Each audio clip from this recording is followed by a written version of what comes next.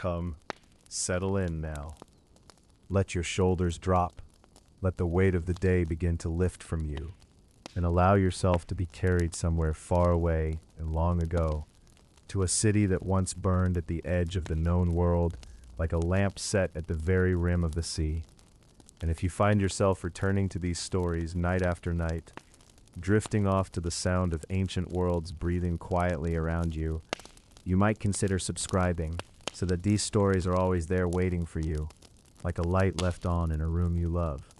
And if you feel moved to leave a word in the comments, just where in the world you are listening from tonight, know that somewhere in a dozen other darkened rooms on a dozen other continents, someone else is doing exactly the same thing. All of us quiet together in the long hours of the night. Now, close your eyes if you like, and let us begin. There is a particular quality to Mediterranean light just before dawn, a softness that does not so much illuminate as suggest, the way a memory surfaces not all at once, but in pieces, a color here, a sound there, and then slowly, the whole shape of a thing resolving out of the dark.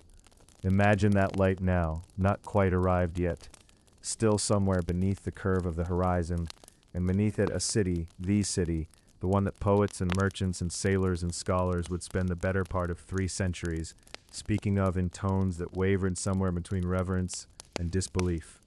Alexandria.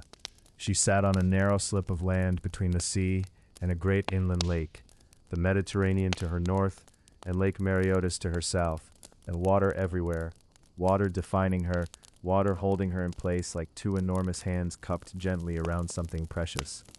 The harbor, which sailors would later call one of the finest in all the ancient world, opened wide to the north, and in it, or rather just beyond it, rising from a small island called Pharos, stood the lighthouse that had become, by the time of our story, as much a symbol as a structure, a tower so tall that it is said ships could see its fire from 50 miles out at sea. Its great flame fed through the night by wood and oil and the effort of countless unseen hands, turning and turning, that light sweeping across the black water at the slow pulse of the city's own heart. Think of what it must have meant to a sailor approaching from the west, exhausted, sun-darkened, uncertain of everything, to see that fire rising out of the darkness ahead. Not a city yet, not even a shore, just a point of light in all that enormous dark, steady and generous, saying, "Here, here, you are not lost, here is where the world is." And so from its very edges, Alexandria announced itself as a place of orientation, a city that other cities navigated by. Tonight, we are already inside, already walking, moving quietly through streets that are perhaps the widest, the most deliberately grand of any city on earth in the 1st century before the birth of Christ. Alexandria had been planned, which was itself unusual, laid out in a grid of streets that crossed each other at right angles so that the great boulevards ran straight and uninterrupted from the sea to the lake, and the city breathed, as cities built for power tend to breathe, with a kind of theatrical self-awareness. It knew it was magnificent. It was designed to know. Along the Canopic Way, the grandest of those boulevards, the colonnades stretched so far in each direction that on foggy mornings you could stand at the center and lose both ends of the street in the haze. And the columns themselves, pale and enormous, seemed less like architecture and more like a petrified forest, something that had always been there, that had grown up from the earth, rather than been placed upon it. At night, the oil lamps in the windows of the buildings along this avenue gave the colonnades a warm and slightly unreal glow. The light bending around the stone, pooling in the shadows between columns, catching the edges of the carved details above the doorways where Egyptian symbols and Greek decorative forms had been braided together so thoroughly that it would have been difficult, even for someone who knew, to say precisely where one civilization ended and another began. That braiding was, in a sense, the whole project of Alexandria. This was not an Egyptian city in the old sense, not a city grown up slowly over millennia from the black soil of the Nile Valley, not a Thebes or a Memphis with its roots sunk deep into the bedrock of a civilization 4,000 years old. Alexandria was new, barely 2.5 centuries old by the time our story properly begins, and it had been founded with enormous confidence by a young Macedonian general who had stood on the flat and mostly empty shore and pointed at the ground and said, in effect, "Here, just here, build it here."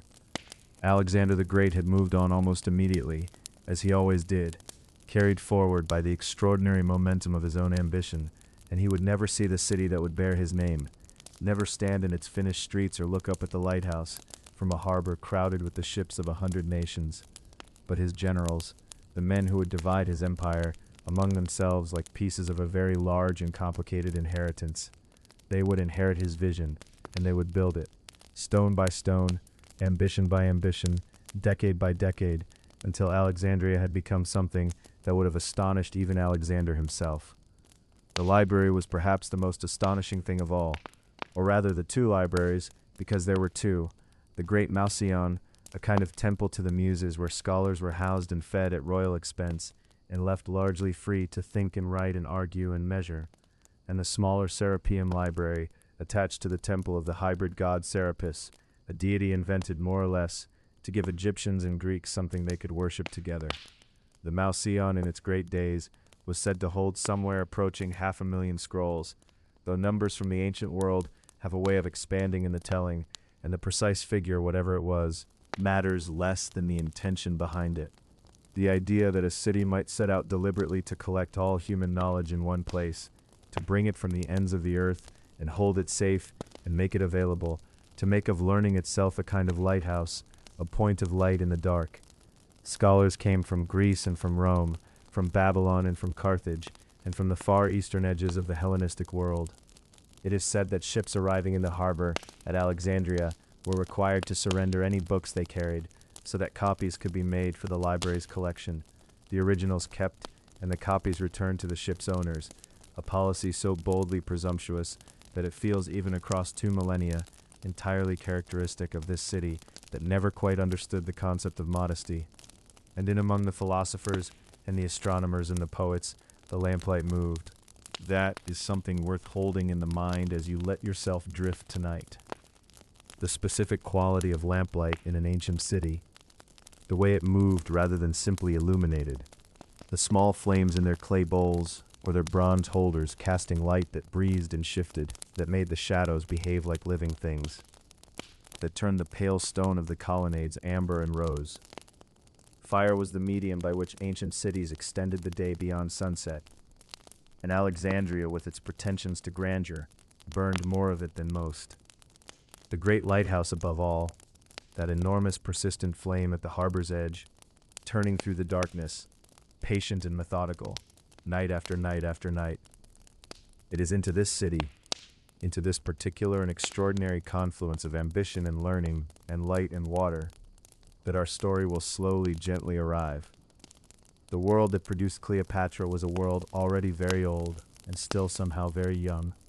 A world where a Macedonian dynasty had spent 2.5 centuries learning to dress itself in the language and the religion and the symbols of a civilization far more ancient than their own. Where the Greek language moved through the market alongside Egyptian and Aramaic and half a dozen others. Where the gods of Greece and Egypt stood sometimes shoulder to shoulder in the same temple.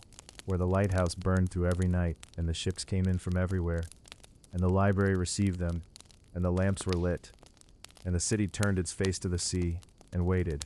In the next chapter we will trace the line of the dynasty itself, the long sequence of kings and queens who came before, the story of how a family of Macedonian generals became, over generations, the inheritors of the Pharaonic tradition, and what it cost them, and what it gave them. But that is for the next night's drifting. For now, simply rest in Alexandria as it was, vast and lamplit at the edge of the ancient world, the lighthouse burning steadily out over the dark water, faithful and unhurried, the way the best lights always are. The lamps are burning low along the Alexandrian waterfront tonight, and somewhere beneath the hum of the harbor, beneath the slap of water against the stone quays, beneath the creak of moored ships settling into the dark, there is a much older story waiting to be told, one that began not in Egypt at all, but far away to the north and west, in the restless mind of a young Macedonian king who could not stop moving. His name, of course, was Alexander. Alexander of Macedon, called the Great by the world that came after him, though in his own lifetime he needed no such title, because the world had simply not yet produced a sufficient word for what he was. He arrived in Egypt in the year 332 before the birth of Christ, not as a conqueror in the brutal sense, or so the story was carefully arranged to suggest, but as a liberator, a man who drove out the Persian occupiers and knelt before the ancient gods of the Nile with what appeared to be genuine reverence. He traveled deep into the desert to consult the oracle at Siwa, and it is said that the priests there greeted him as the son of Amun, the great ram-headed god of creation, and that Alexander received this greeting not with skepticism, but with something very like quiet satisfaction. He understood, even then, what it meant to wear the right mask in the right place. He founded Alexandria on the Mediterranean coast, sketched out in limestone dust and vision, a city that would carry his name forward through every century that followed. And then he left. He continued eastward, always eastward, following that restless forward momentum that would not allow him rest, and he never returned to Egypt. He died in Babylon in 323 before the birth of Christ, still only in his early 30s, leaving behind an empire so vast and so personally held that it could not survive him as a single thing. It fractured, slowly at first, and then all at once, into the territories of his generals, men who had marched beside him for years, and who now eyed one another across the geography of a divided world. Egypt fell to a man named Ptolemy, son of Lagus, a Macedonian general who had been one of Alexander's closest companions, and who had, with considerable political shrewdness, managed to secure for himself what was perhaps the most defensible and most wealthy of all the successor kingdoms. He was clever in the way that survivors are clever, not flamboyant, not reckless, but deeply attentive to the shape of things, to what people needed to believe in order to accept a new kind of rule. He brought Alexander's body to Egypt, interring it with tremendous ceremony, anchoring himself to the great man's legacy in the most literal way imaginable, the way that only stone and ritual and a beautifully maintained tomb could anchor a claim. And then he set about becoming, in the eyes of the Egyptian people, something more than a foreign general. He set about becoming a pharaoh. This is the great quiet drama at the heart of the Ptolemaic dynasty, not conquest in the thundering sense, but a long, patient, extraordinarily elaborate act of cultural translation. The Ptolemies were Greek. They spoke Greek among themselves, wrote in Greek, thought in the philosophical frameworks that had been built in Athens and refined in Alexandria's own magnificent schools. But they understood, as good rulers often do, that the land they governed had its own ancient logic, its own deep grammar of power, and that this grammar was written in the language of the gods. To rule Egypt, you had to be understood by Egypt, and Egypt understood its rulers through the lens of the divine. And so, the Ptolemies dressed themselves in the costumes of the pharaohs. They were depicted on temple walls in the old style, flat and formal and hieratic, striding forward with the double crown upon their heads and the crook and flail crossed over their chests, exactly as the native kings had been depicted for thousands of years before them. They made offerings to Isis and Osiris, to Horus and Hathor and the crocodile god Sobek. They built temples, genuine, vast, beautiful temples in the Egyptian manner, their names carved into stone in hieroglyphs, their deeds recorded in the ancient priestly script that most of them, truthfully, could probably not read. The Egyptians, for their part, met this performance halfway. They had accommodated foreign rulers before. The essential forms were maintained. The Nile still flooded. The grain still grew. The gods were still honored in their houses. There was a kind of stability in the arrangement that suited everyone well enough, at least for a time. The early Ptolemies were, by the measures of their world, remarkable rulers. Ptolemy I was a builder and a consolidator. Ptolemy II, called Philadelphus, the one who loves his sister, for sibling marriage had become a Ptolemaic habit borrowed partly from Egyptian royal custom and partly from the convenient logic of keeping power within a closed circle, was an extraordinary patron of learning, the king most associated with the great expansion of the library at Alexandria, that luminous project of gathering all the world's knowledge into one place, under one roof, under one sky still warm with the particular golden light of Egypt. Under his reign, the library is said to have held hundreds of thousands of scrolls. Scholars came from Athens and from Antioch, from Carthage, and from the eastern edges of the known world, drawn by the promise of that gathered knowledge, that lamplit abundance of thought.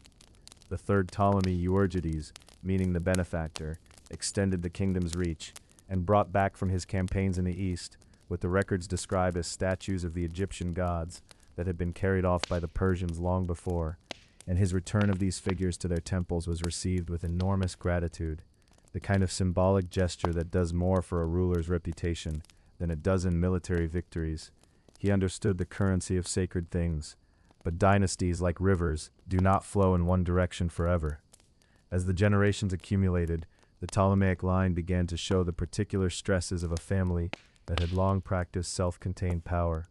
The sibling marriages that had seemed so dynastically tidy produced over time a court that was tangled with rivalry and resentment, where brothers plotted against sisters and mothers against sons, where the throne was not a seat of settled authority, but something closer to a prize that had to be defended continuously, from within as much as from without.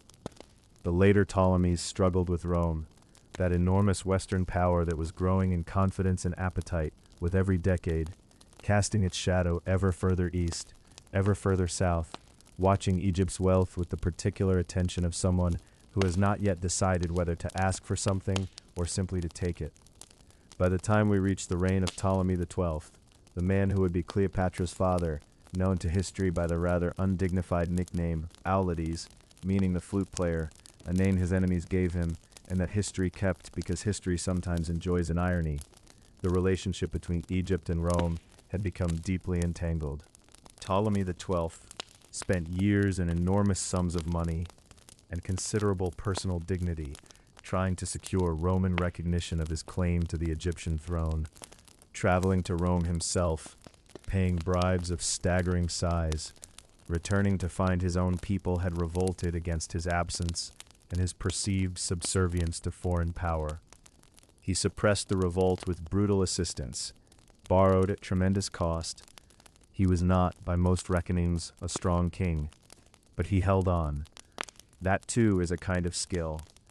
It is into this world, this dynasty of borrowed gods and Greek minds dressed in Egyptian linen, this court of accumulated ambition and occasional brilliance and mounting Roman pressure, that Cleopatra would be born. She was the child of all of it.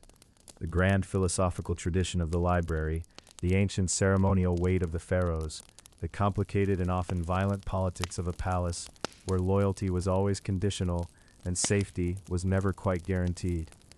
She would inherit all of these threads, and the story goes, she would be the first of her entire line, the first Ptolemy in nearly 300 years of rule, to actually learn to speak the Egyptian language, to address her own people in their own tongue, rather than through the mediating distance of a translator.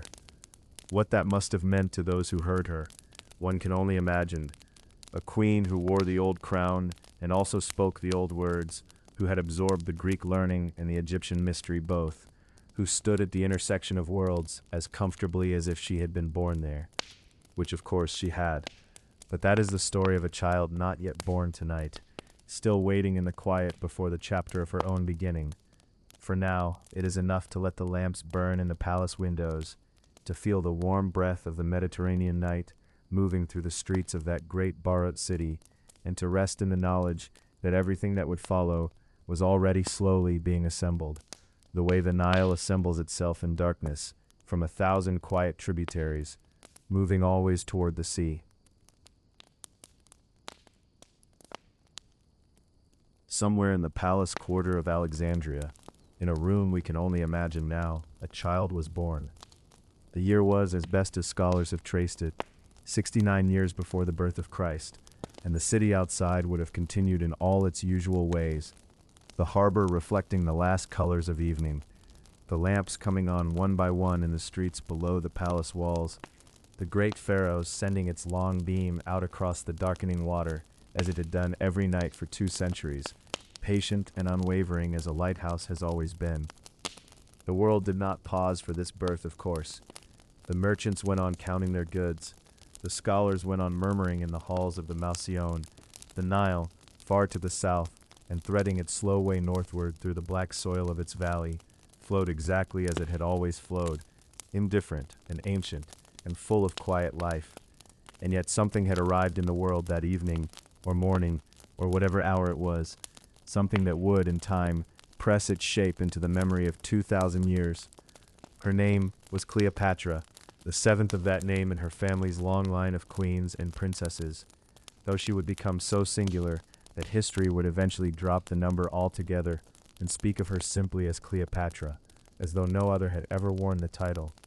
Her father was Ptolemy XII, a king of uncertain temperament and considerable difficulty, known to history by the nickname Auletes, which meant something like the flute player, a name given not entirely with affection, as it is said he loved music and performance in ways that his court found unbecoming of a ruler.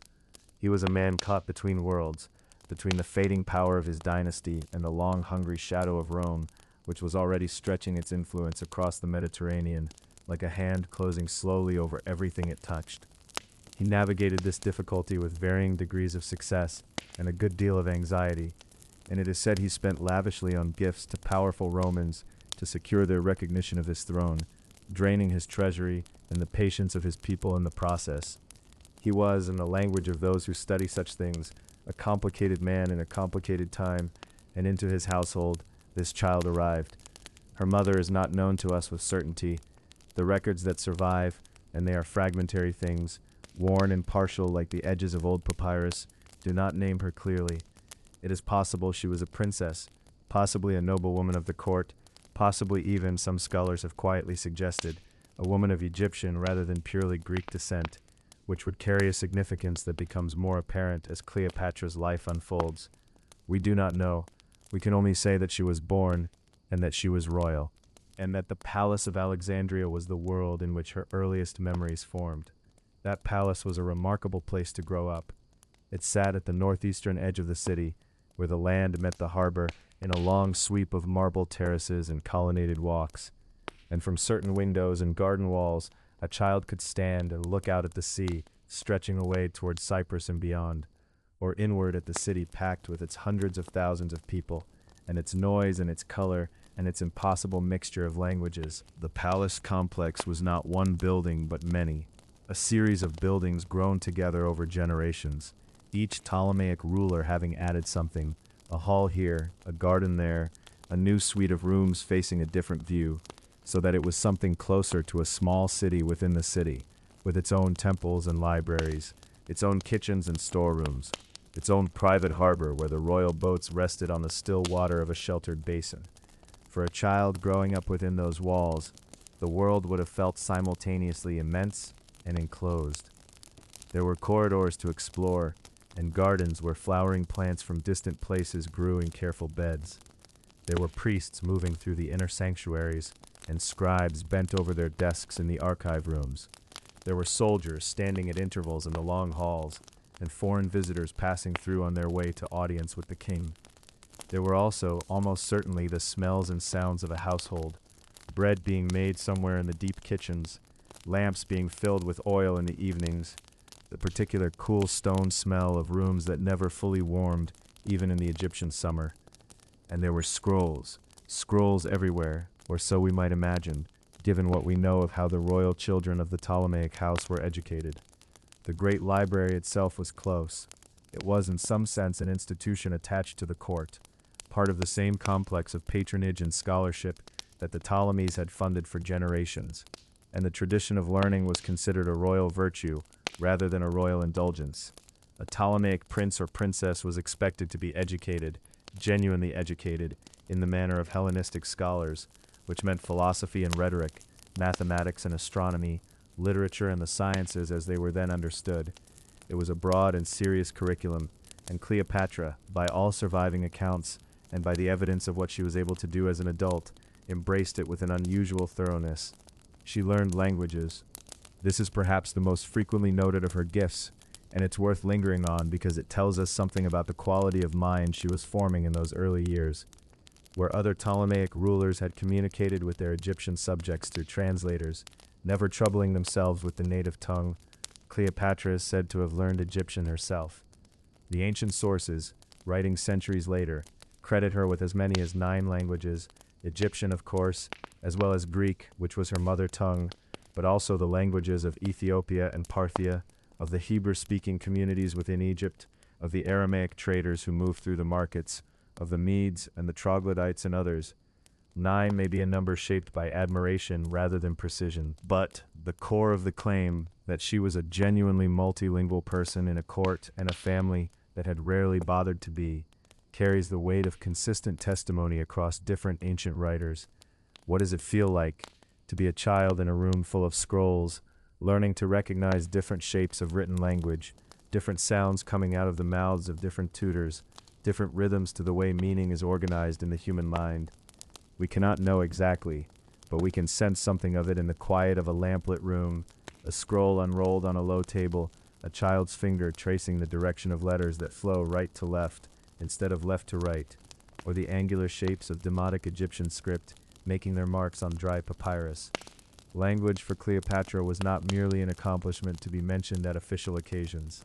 It seems to have been something she experienced as a genuine pleasure, a genuine tool, a way of reaching into other worlds and other loyalties that would serve her all her life. She would also have been learning, from early childhood, the religious vocabulary of her dual inheritance. The Ptolemaic rulers were Greek by blood and tradition, worshippers in the Greek manner of the Olympian gods, but they had understood for generations that to rule Egypt they must also be Egyptian, must speak the language of the temples, must honor Isis and Osiris and Ra and Hathor and Amun, must allow themselves to be depicted in the ancient style, with the double crown of Upper and Lower Egypt on their heads, with the crook and flail crossed at the chest, with the hieroglyphic cartouche enclosing their names in the eternal oval that had marked the names of pharaohs for 3,000 years. Cleopatra would have grown up knowing both vocabulary, both mythologies, both sets of sacred stories, and it is said she identified with the goddess Isis in particular, not as a distant patroness, but as something closer and more personal, a role she would inhabit more completely as she grew older and took on the weight of the throne. The Nile, which gave everything to Egypt, would have reached her even here in her palace childhood, in the grain that fed the city, in the linen that clothed the court, in the smell of floodwater that came north on the air every summer when the great river rose, dark and fertile and ancient, and spread itself over the fields of the valley as it had been doing since before any writing was made anywhere in the world. The river was Egypt's rhythm, and even a child growing up on marble floors within palace walls would have felt that rhythm in the world around her, as constant as the lamplight in the long corridor outside her room. She was still very young, still forming, still a child, moving through the beautiful, complicated world of her inheritance. The politics that would sharpen her girlhood into something far more difficult had not yet fully arrived. For now, there were only the scrolls, and the languages blooming in her mind like flowers in the palace garden, and the great library waiting just beyond the palace walls, that library whose cool and sheltered halls were themselves a kind of invitation, as we shall soon see. The harbor breathes before the city wakes. In those last hours before dawn, when the stars over the Mediterranean still hang low and untroubled above the water, Alexandria exists in a kind of suspended stillness. Not quite silent, for cities this large are never truly silent, but hushed, breathing slowly, gathering itself for the extravagance of another day.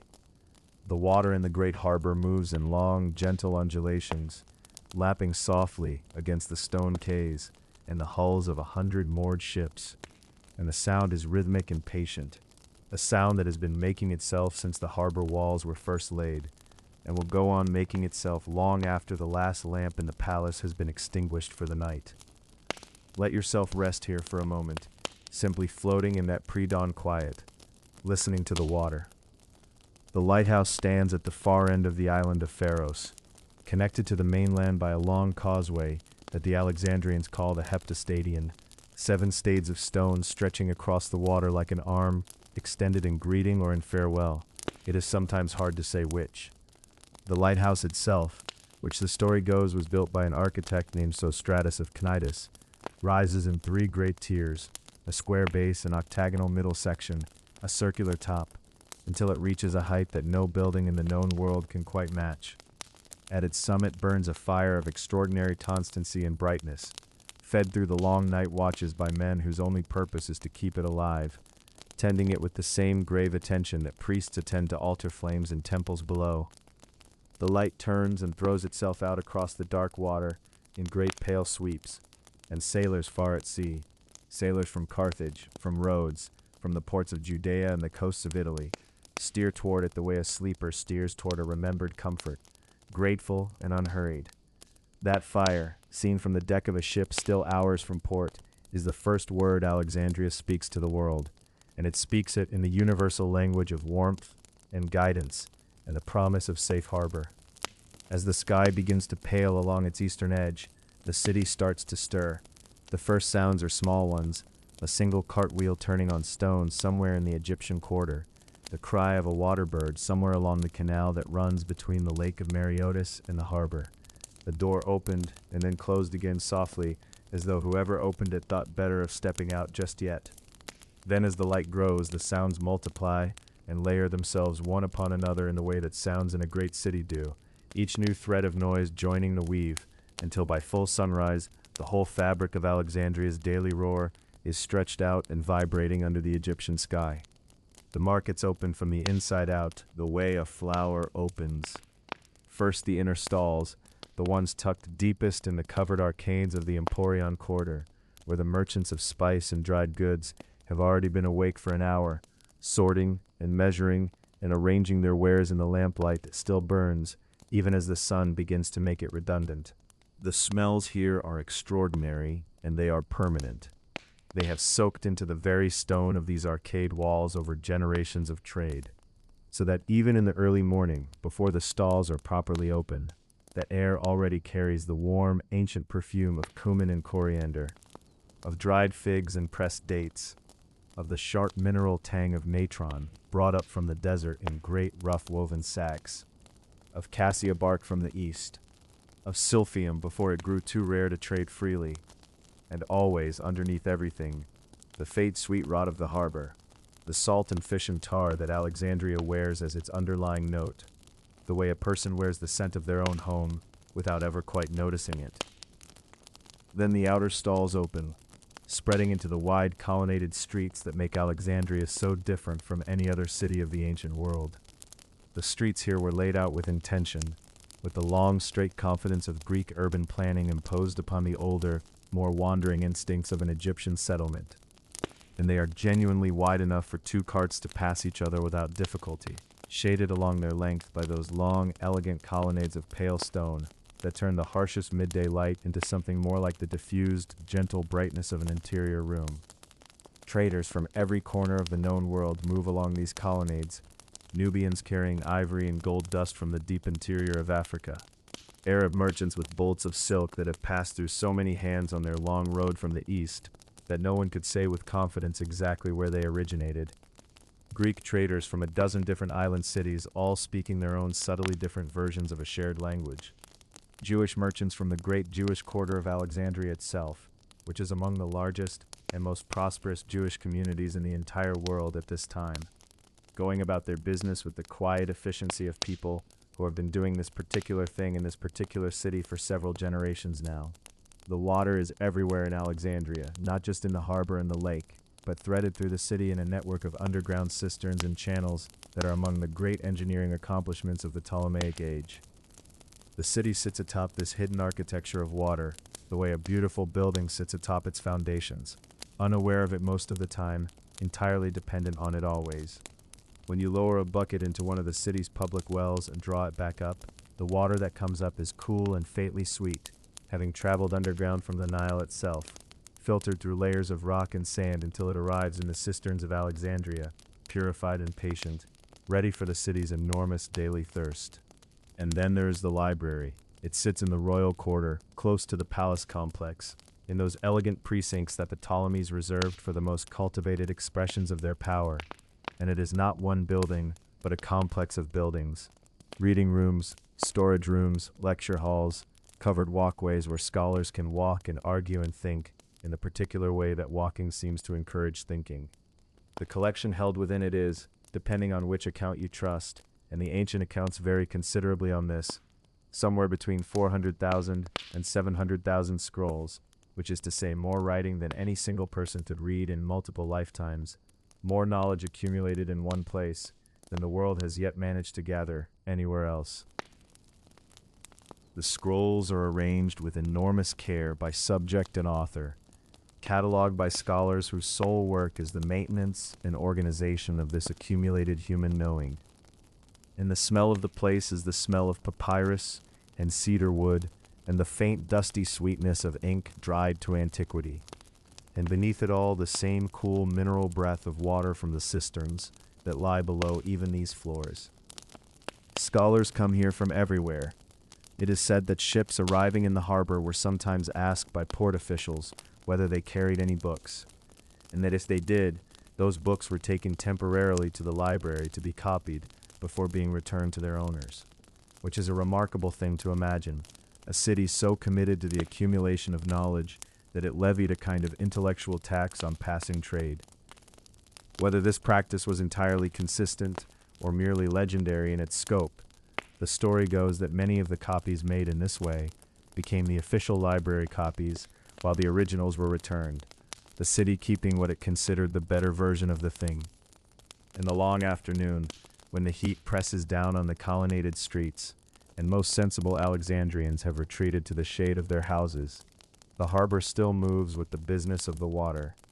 Small fishing boats coming in with their catch, larger merchant vessels being loaded or unloaded with a steady parade of labor, the pilots' boats going out to meet incoming ships and guide them safely through the western channel past the rocky shoals.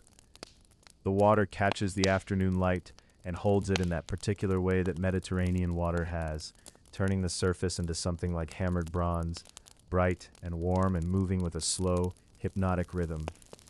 And then the long day cools toward evening, and the lamps come out again all across the city. In the market stalls as the evening traders set up, in the palace windows along the royal quarter, in the small shrines at street corners where Alexandrians of a dozen different faiths light small flames to a dozen different gods. The harbor takes those flames and multiplies them in its dark surface, so that by full dark, the water seems to hold an entire second city of lights beneath its skin, wavering and soft and beautiful. It is in this city, in this layered and breathing and luminous place, that the story we are following will begin to shift very soon, for the palace at the heart of all this beauty holds its own politics, its own pressures, its own griefs, waiting quietly in the lamplit corridors. But that is a story for a night not far from this one, and for now the harbor is still, and the lighthouse fire turns on its high tower. The lamps were burning low in the palace corridors the night that Ptolemy XII drew his final breath, and the flame light that had gilded the great halls of Alexandria for so many years seemed, in those quiet hours before dawn, to tremble a little, as though the very air knew that something vast and irreversible had shifted beneath it. He had not been a well man for a long time. The king the Alexandrians had called Ides, the flute player, a name that carried in it something of affection and something of mockery both, had spent the last years of his reign diminished in body, if not entirely in will, a man who had clawed his way back to his own throne after years of exile and humiliation, who had paid Roman generals enormous sums that Egypt could scarcely afford, who had watched his own people riot in the streets and his own daughters conspire against him, and who had nevertheless managed to die in his bed, which in the Ptolemaic world was not always something that could be taken for granted. He died in the year that historians would later number as 51 before the Common Era, and the summer heat of Alexandria was already pressing against the palace walls like a heavy hand, and the incense from the temple offerings drifted through the open colonnades and settled in the folds of the linen curtains and mixed with the salt air coming in from the sea. He left behind him a will. This was itself a significant act, the kind of act that carried political weight far beyond the mere recording of wishes, because Ptolemaic succession was rarely as simple as a document. The will of Ides named two of his children as joint rulers of Egypt. The first was his eldest surviving daughter, who was 18 years old, perhaps 19. The records are not precise enough to say with certainty, and who had already, in those years, shown herself to be a young woman of formidable intelligence and restless capability. She was Cleopatra, the seventh of that name in her dynasty, the one who would become simply Cleopatra to the world. The second was her younger brother, a boy of perhaps 9 or 10 years, who bore the dynastic name of Ptolemy and who would reign beside her as Ptolemy the 13th. It is important to pause here and feel what this arrangement meant in practice, because it is easy, looking back across 2,000 years, to imagine that the co-regency of a capable young woman and her child brother would naturally resolve itself in her favor. But the world into which Cleopatra stepped as queen was not arranged to make her path easy. The Ptolemaic tradition of sibling co-regency had always been a kind of managed tension, a ceremony of shared power that rarely remained genuinely shared for long. And around her younger brother, even in his childhood, there had already gathered a small constellation of men who intended to manage the boy king's authority for their own purposes.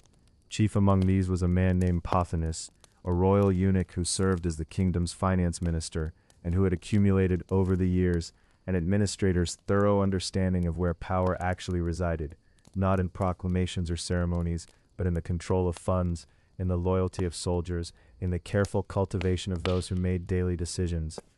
Alongside Pothinus stood Achilles, the commander of the royal army, a man whose loyalty was practical rather than personal. And there was a third, a rhetorician and tutor named Theodotus, who had shaped the young Ptolemy's education, and who understood that a king who relies on his teachers never fully escapes them. These 3 men would later in the story become important in ways we will come to gently and in time. For now, it is enough to know that they existed, that they were watchful, and that the new young queen they served alongside was not the kind of woman who would be easily managed. Cleopatra's early months as queen were, in the way that political beginnings often are, a performance as much as a reality. She presented herself to the Egyptian people in ways that her predecessors had rarely bothered with, and this mattered enormously. She was, as far as the records suggest, the first ruler of the Ptolemaic line to learn to speak Egyptian. Not just to read the hieroglyphic scripts as a priestly language of ceremony, but to actually speak the Demotic tongue of the people who farmed the Black Land beside the Nile and prayed in the local temples, and carried their offerings to the ancient gods with names that the Greeks had always struggled to pronounce correctly. She spoke, it is said, 7 or 8 languages in total: Greek, which was the language of her court and her education, and Egyptian, and Aramaic, and the languages of the eastern kingdoms along the trade routes, perhaps Ethiopian, perhaps the tongue of the Parthians, and the Hebrews. Language was for her not merely a skill but a kind of bridge, a way of arriving in a room as something other than a foreign ruler draped in borrowed divinity. She dressed herself in the role of Isis, the great mother goddess of Egypt, as her dynasty had long done, but she seems to have inhabited the role differently, with more conviction, or perhaps more understanding of what it meant to the people watching. In the temples, she participated in rituals with a seriousness that left an impression. In the administrative life of the kingdom, she engaged with the details of governance with the same appetite she had brought to the scrolls of the Malseon in her childhood. The Egypt she had inherited was not a prosperous one. Her father's debts to Rome weighed heavily on the treasury, and the Nile had flooded poorly in recent years, which meant thin harvests and hungry people in the countryside south of Alexandria, and the kind of low, pervasive anxiety that follows a kingdom when the river does not do what the gods have promised it will do. And yet she worked. She issued decrees. She managed grain distributions. She corresponded with the priests who held enormous influence over the ordinary people of Egypt, the priests of Memphis and Karnak, and the ancient sanctuaries that had been old when Alexander arrived in the country and would be old still when the Romans were gone. She built relationships carefully, the way someone builds in stone rather than in sand, because she understood that her position was not yet secure, that the men surrounding her brother were patient, and that patience in a rival is always something to be taken seriously. The tension between the young queen and the faction around her brother built slowly, the way heat builds in a room with closed shutters. Not dramatically, but persistently. There were disputes about authority, the small accumulated frictions of a co-regency in which one ruler is capable and the other is a child, used as an instrument by adults. There were moments in which orders she gave were quietly undermined, in which her influence with certain officials was eroded by the whispered words of Pothinus, in which the weight of the army's loyalty shifted almost imperceptibly toward Achilles and away from the queen who sat beside the boy king on the ancient throne. The records from this period are not detailed enough to tell us exactly how it felt from the inside, but it is not difficult to imagine. The careful smile at a banquet where the room has gone slightly cold, the letter that receives no reply, the official who bows correctly and then looks just slightly too long toward the other seat at the table. By the year of her third reign, perhaps her second, the situation had resolved itself into something that could not be sustained. The balance had tipped, whether through a formal decree issued in Ptolemy's name or through the more informal pressure of the men who controlled the army and the treasury. Cleopatra was separated from the co-regency in effect, if not immediately in name. She did not, however, disappear. She was not the kind of person who disappeared. She moved, gathered what support she could, and began the slow, deliberate work of a ruler who has lost the palace, but has not yet lost the kingdom.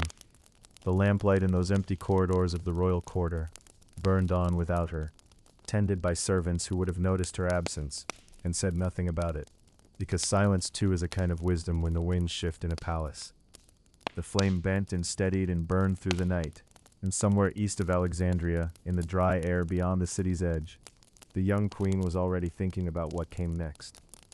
And what came next would require, as it turned out, a road through the desert, a gathering of unlikely allies, and the kind of patience that only someone utterly certain of their own purpose could sustain for long. But that is a journey for another quiet moment of rest, and for now the night is deep enough, and the lamp has burned soft enough, that you might simply let this chapter settle around you like the warm air of an Egyptian evening, and allow yourself to drift a little further towards sleep. The desert at night holds a particular kind of silence, not the absence of sound exactly, but a deep, mineral quiet that seems to press inward from all directions, as though the land itself were listening. The stars above the eastern reaches of Egypt, in those ancient centuries, were the same stars they are now, unnamed by you but named 1,000 times over by the scholars and sailors and wandering priests who read them like slow, familiar sentences written across the dark. And somewhere beneath those stars, in the months following her removal from the palace she had been born into, Cleopatra moved through that quiet like a figure in a dream, watchful and patient, carrying her kingdom inside her, even when her kingdom would no longer carry her.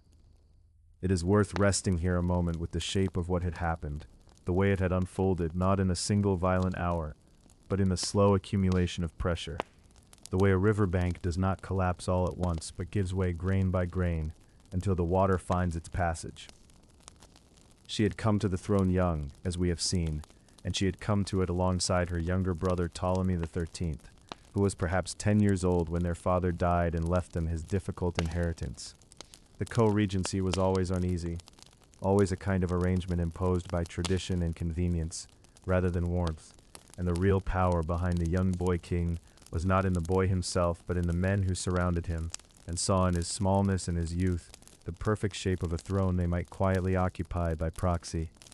These men, and the story gives us a few of their names: Pothinus the eunuch who served as regent, Attalus who commanded the military, a teacher named Theodotus, who had the particular confidence of those who mistake cleverness for wisdom, looked at Cleopatra and saw not a ruler, but an obstacle. She was older than her brother by perhaps 3 years. She was already showing the kind of intelligence that made rooms feel smaller and simpler plans feel inadequate. And she had, it is said, begun cultivating relationships with the soldiers and the Egyptian priesthood that bypassed the courtly intermediaries these men had so carefully positioned. A queen who spoke directly to her people, who moved through the temples without requiring translation, who sat with documents and understood them. Such a queen was dangerous to men whose influence depended on being necessary. And so, by degrees, the pressure came. The courtiers consolidated their hold over the young Ptolemy. They moved the apparatus of royal decision-making into spaces Cleopatra could not easily access. It is said that in the later period of this struggle she may have attempted to rule more openly, more assertively, which of course only hastened the reaction against her. The exact sequence of events is not entirely clear across the long distance of these years, but what is clear is the result. Sometime around the year 48 before the birth of Christ, Cleopatra found herself no longer able to remain in Alexandria. Whether she departed with some small degree of warning, or was driven out more abruptly, the end was the same. She crossed out of the city and out of Lower Egypt, moving eastward toward the desert frontier, and the palace by the harbor receded behind her, like a lamp being slowly turned down. Imagine what it is to carry yourself away from the place that made you. Alexandria was not merely her home. It was the seat of everything the Ptolemaic line had built over 2.5 centuries. The lighthouse, the library, the harbors that smelled of cedar and brine, and the commerce of a dozen languages. She had grown up breathing that air, walking those colonnaded corridors, falling asleep to the sound of the harbor moving softly in the dark beyond the palace walls. And now the desert road stretched ahead instead. The eastern edge of her own country, a landscape of limestone and acacia thorn and the pale ache of distance. The region she moved toward was called Pelusium by the Greeks, the far northeastern corner of Egypt, where the delta thins out and the land grows dry and the old military roads lead toward the Sinai and beyond into the wider world. It was a liminal place, a threshold, not quite Egypt in the lush and riverine sense, not quite the desert in the total and unrelenting sense, but something between. A border country that had always known the movement of armies and exiles and those who had reason to approach quietly. Cleopatra established herself and her supporters somewhere in this region, and she began to do what she had always done, which was to think. The forces she gathered were modest, certainly not the army of a ruling queen, but the forces available to a royal exile, with enough connections, enough gold, and enough personal authority to draw loyalty from those willing to bet on her eventual return. It is said she recruited soldiers from the surrounding region, perhaps including some who were not Egyptian at all, but mercenaries drawn by pay and the reputation of her name. The Ptolemaic dynasty had always understood that armies were assembled as much with money as with patriotism, and Cleopatra was nothing if not a thorough student of her family's methods. And she waited. This is perhaps the hardest thing to hold in the mind, for we are accustomed to thinking of powerful people as always in motion, always acting, always filling the frame. But waiting is also a form of action, a discipline that requires its own kind of strength. She was perhaps 21 years old, sitting at the edge of her own kingdom, watching the horizon to the west, where Alexandria lay invisible beyond the curve of the earth, and she was not idle in her waiting. She had always been a reader, a thinker, a person whose mind did not rest even when her body was forced to, and the desert, whatever else it is, offers time. The long silent days and the longer stiller nights, the stars she had always known, now unobscured by the lamps of the city, closer and colder, and more numerous than any library's lamps. What she was watching for was change.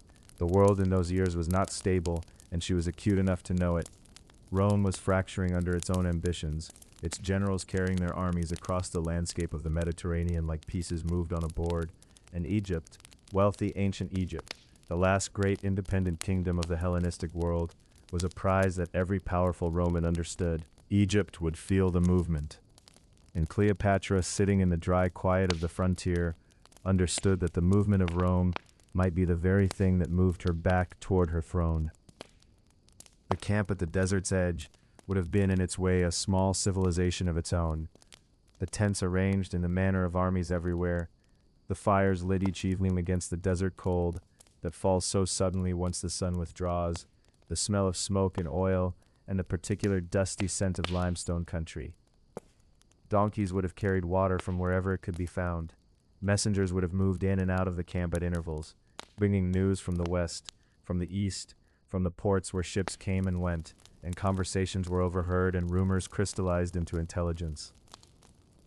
She would have received these reports and turned them in her mind, and the lamplight, even here, even in exile, would have burned in her tent through the quiet hours while she considered what she knew. It is the story of many of history's most consequential figures, that they were forged not in their moments of power, but in their moments of waiting, in the stripped and clarified time before the great events arrived. The desert does not comfort or flatter. It simply is, old and dry and indifferent.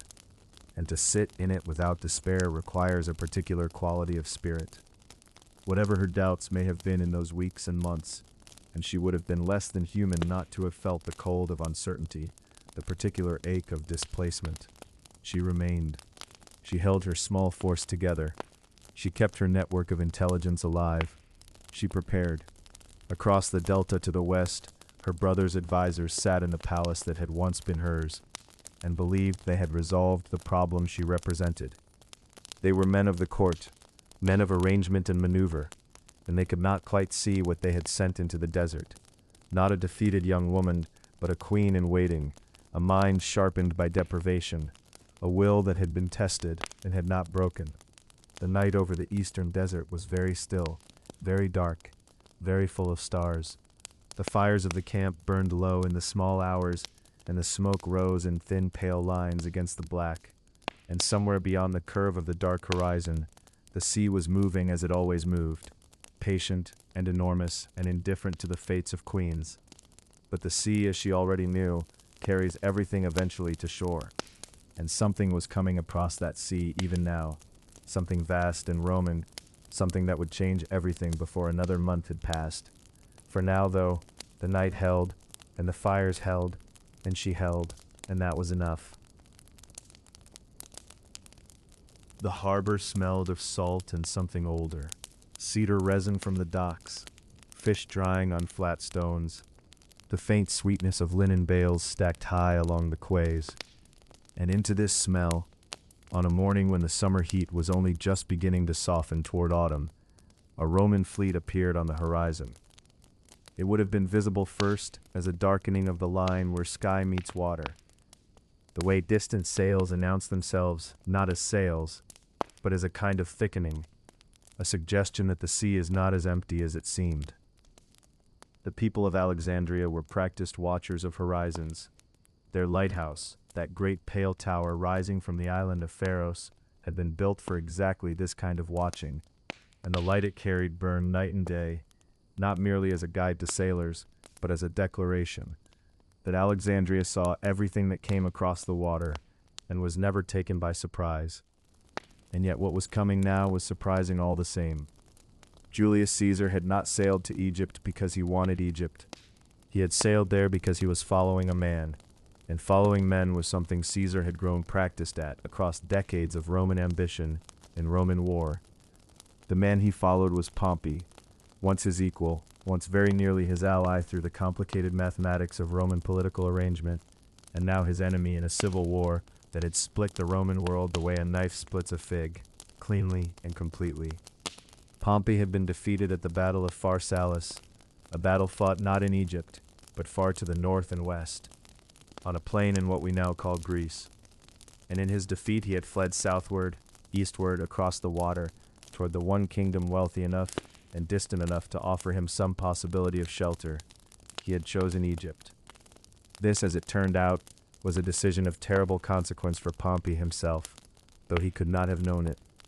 The boy king Ptolemy XIII, barely 13 years old, managed entirely by the men around him, the advisors and officials, who had driven his sister from the throne, and who understood Roman power with the cold clarity of those who have never had any illusions about their own position in the world, had already decided what to do about Pompey before the Roman ships had finished dropping anchor.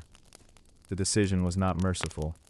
The men around the boy king understood that Rome would soon be governed entirely by one man, and they believed that man would be Caesar, and they wished Caesar to know that Egypt was his friend. And so when Pompey's small boat was rowed toward shore, and Pompey himself stepped down from it onto Egyptian sand, expecting the safety of a foreign welcome, he was killed instead, quietly and quickly. At the water's edge, it is said that his head was cut from his body, preserved in some fashion, and held in readiness for Caesar's arrival.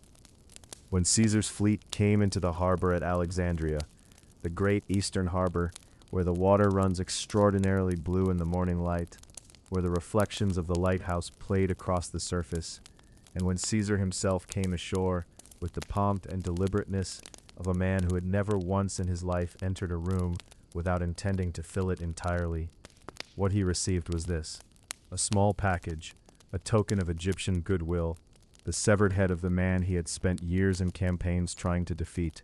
The story goes that Caesar wept, whether this was genuine grief for a man who had once been close to him, or the more complicated emotion of a man who has spent years fixed upon a single purpose, only to find that purpose accomplished by someone else's hand and robbed of all its meaning, whether it was policy, a performance of Roman virtue, a gesture toward the Roman idea that even enemies deserve dignity in death.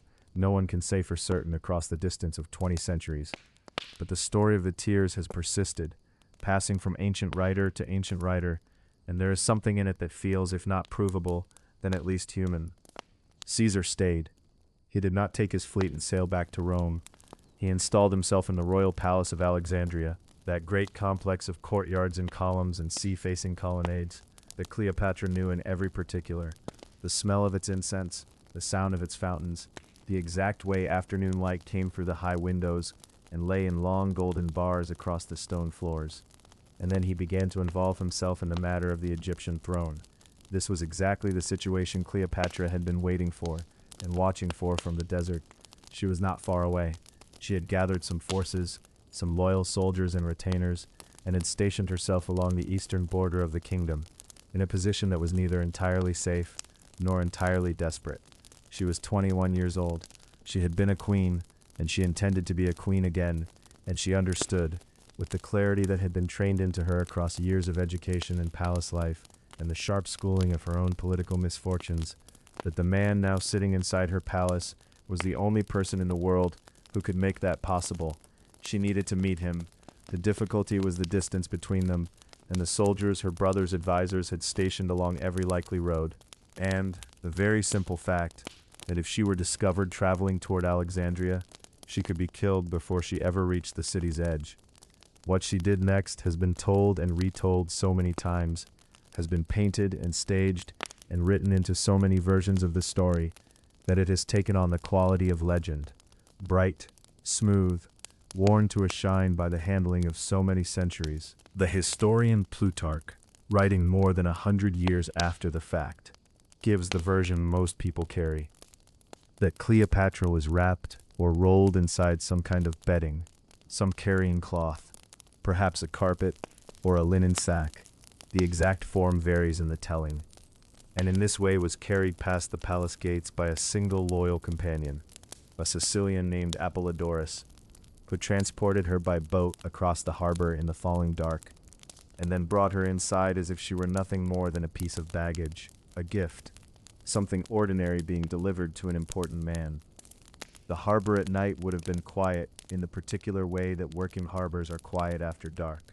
Not silent, because there is always the sound of water against wood, always a rope creaking somewhere, always the distant voice of a watchman, but subdued, private, the daytime city folded into itself and resting. The water would have been dark, and where the lighthouse beams swept across it, briefly, rhythmically, the surface would have flashed and then gone dark again. A small boat crosses such water without ceremony. No one stops a delivery. And so Cleopatra arrived. We do not know what Caesar made of her in those first moments. He was 52 years old to her 21, a man who had lived inside power so long that most things no longer surprised him, a man who had seen provinces and campaigns and senates and crowds, who had crossed the Rubicon and wept for Pompey and been given a dead man's head on a shoreline. And yet the meeting, whatever passed between them in whatever lamplit room they first occupied together, seems to have mattered to him immediately, and to have mattered in more than one way. She was, by every account that has come down to us, magnetic in a fashion that had less to do with the beauty of her face than with the force of her attention, the music of a voice that could move between languages the way water moves between channels, the sense she produced in anyone who spoke with her, that they were in that moment the only person in her world. She spoke to Caesar in his own language. She probably spoke to him also about Egypt's history and Rome's interests, and the practicalities of a shared future, because Cleopatra did not deal in ornament alone, she dealt in substance, and the substance of their first conversation was almost certainly the question of who would rule Egypt, and how, and with whose support. They talked, the story goes, through the night. Outside, the harbor lay still and patient in the darkness, the lighthouse turning its slow and faithful light across the water, the city dreaming around them in its ordinary beautiful way, entirely unaware that in one of its lamplit rooms, two of the ancient world's most consequential figures were only just beginning to understand what they might mean to each other. The small boat that had carried her across the harbor rocked gently somewhere below, and the water lapped at the palace stones, and the night moved gradually, without hurry, toward its end. What grew between them in the days and weeks that followed, what the Alexandrian winter held and sheltered, as the world outside the palace walls grew complicated and the harbor began to fill with the noise of conflict, is a thing worth settling into here, slowly and quietly, on another easy night.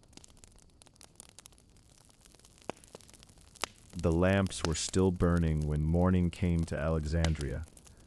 That was the thing about those winter months, the way the city seemed to hold its breath between darkness and light, the harbor reflecting a sky that could not quite decide whether it belonged to night or day, the water lying flat and silver beneath clouds that moved slowly, so slowly, from the west.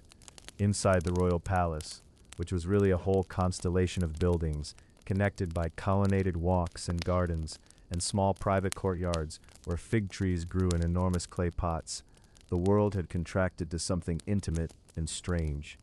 Two people who had no particular reason to trust one another had found themselves sharing a space that was at once a court, a fortress, a negotiating chamber, and quietly, over the long unfolding weeks, something more than any of those things.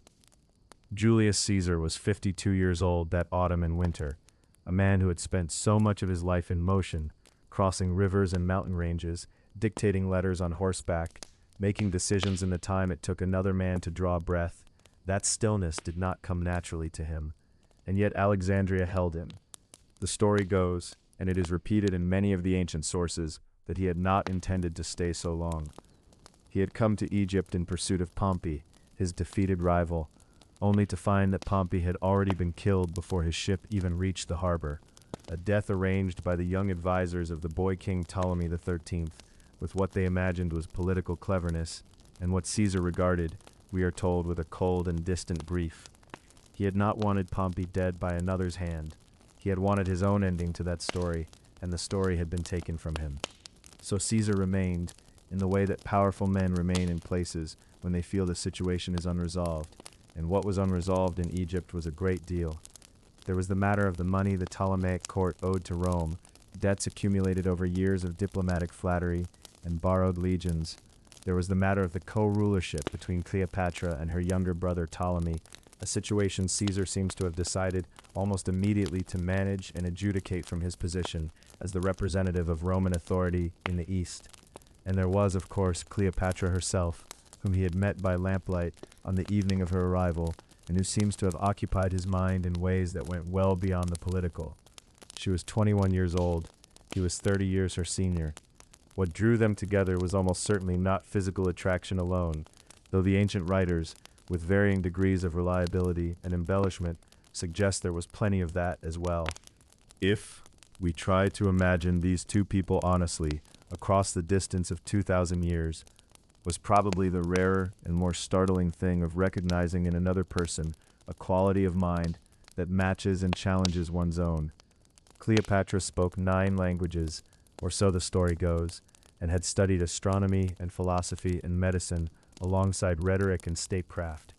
Caesar was himself a writer of considerable elegance, a man who took ideas seriously, who had spent years cultivating not just power, but the intellectual architecture to understand it. When they talked, and they talked at great length through those winter evenings, the lamplight pooling on the floors of rooms that smelled of beeswax and cedar oil, and the faint distant salt of the harbor, they were almost certainly talking about more than Egypt and Rome. But the world outside the palace had not agreed to wait for them. The young Ptolemy XIII was not without his own advisors, and those advisors, chief among them a man named Pothinus and a general named Achilles, had no intention of allowing Cleopatra to consolidate her position with the backing of Rome's most powerful general. Achilles marched on Alexandria with what is estimated to have been a substantial army, the exact numbers varying across different ancient accounts, but almost certainly large enough to be a serious threat, and the city itself became a place of tension, of furtive movement through narrow streets, of whispered alliances and sudden reversals. Caesar found himself besieged in the royal quarter with a relatively small number of soldiers, holding a fragment of the city against a force that surrounded him on the landward side and with the sea at his back. It was during this siege that the burning of the harbor occurred, and this is a moment that has echoed down through centuries in ways that deserve to be handled gently, because the truth of it is not entirely clear. What the ancient sources tell us is that Caesar, in order to prevent the enemy fleet from being used against him, ordered fire set to the ships in the harbor. The fire spread. It is said that it reached the great library, or at least the books stored in the harbor warehouses awaiting shipment, and that some portion of that irreplaceable collection was lost to the smoke and the brightness of that winter night. Other scholars and historians have argued over this for centuries, suggesting that the great library itself survived and met its end at another time by other means, and the truth is that no one can say with certainty, standing here at this distance, exactly what was lost and what endured. What we can say is that the harbor burned, and the smell of it, the ash and the salt and the strange sweetness of burning cedar wood from the ship's timbers, drifted over the city for days afterward, settling into the linens hung out to dry, into the bread baking in the ovens of the market district, into the clothes and the hair of everyone who lived anywhere near the water. Cleopatra was present through all of this. She was not a bystander or a prize to be negotiated over. She was a ruling queen with her own political intelligence and her own understanding of what needed to happen for her to survive and to reign. She understood that Caesar was her most powerful instrument in that moment, and she used that understanding with the cool precision of someone who had grown up in a court where every relationship was also a calculation. But there is something in the way the ancient sources, even the ones that were not particularly sympathetic to her, describe this period, something that suggests she was also genuinely present in that close space in a way that was not entirely political, that she found in Caesar not just a Roman general with legions at his disposal, but a person worth knowing. The siege resolved itself, as sieges often do, through a combination of military action and political exhaustion. Young Ptolemy XIII was eventually defeated and died in the Nile, drowned while attempting to flee, the river taking him in the way the river has always taken the defeated and the desperate in the long history of Egypt. Pothinus was killed. Achilles met his own end through the violence of court politics rather than Caesar's hand, and Cleopatra, who had entered Alexandria rolled in a cloth or a sack, depending on which version of the story one prefers, stood at last in the palace that was her own, with the throne her father had left and the kingdom he had spent and borrowed to preserve, secured around her like a garment finally properly fitted. She was made co-ruler once more, this time alongside an even younger brother, Ptolemy XIV, a child of perhaps 11 or 12 years, a nominal partner who could not threaten her as the previous one had. The Roman legions that Caesar left behind, a garrison of several thousand men, ensured that the political situation remained stable in the way that the presence of Roman soldiers tended to ensure stability in the ancient world, which is to say by making instability extremely costly. And Caesar remained through the winter and into the early months of what we would think of as the year before 47, and the two of them traveled together up the Nile on a great ceremonial river journey, a flotilla of boats, drifting southward through the heart of Egypt, past the temple towns and the papyrus marshes, and the places where the farmers were already watching the sky and the water for the signs of the season's turn. The Nile received them as it received everything, with that slow and ancient patience that belonged to the river alone, the water moving always southward to northward, always from the mountains to the sea, always the same and always new. And the lamps on the boats burned all night over the dark water, their reflections reaching down into the current and dissolving, very slowly, into the deep and quiet dark below. Somewhere beyond the palace walls of Alexandria, beyond the marble colonnades and the lamplit corridors where queens and generals moved through the careful choreography of power, there was another Egypt entirely, older, slower, and as constant as the turning of the stars above the desert. It did not concern itself with thrones or with Rome. It had never needed to. It moved instead to the rhythm of a single great presence, wide and brown and unhurried, the river that the people who lived along its banks had always understood to be something more than water. They called it Iteru, simply, the river, as if there could be no other in the world worth naming. And perhaps, for those who had grown up beside it, there truly could not. Begin then, in the early hours before the sun has fully committed itself to rising, when the sky above the Nile Valley is the color of pewter, slowly warming to copper, and the mist lies low across the water in long, unbroken veils. The river at this hour is very still.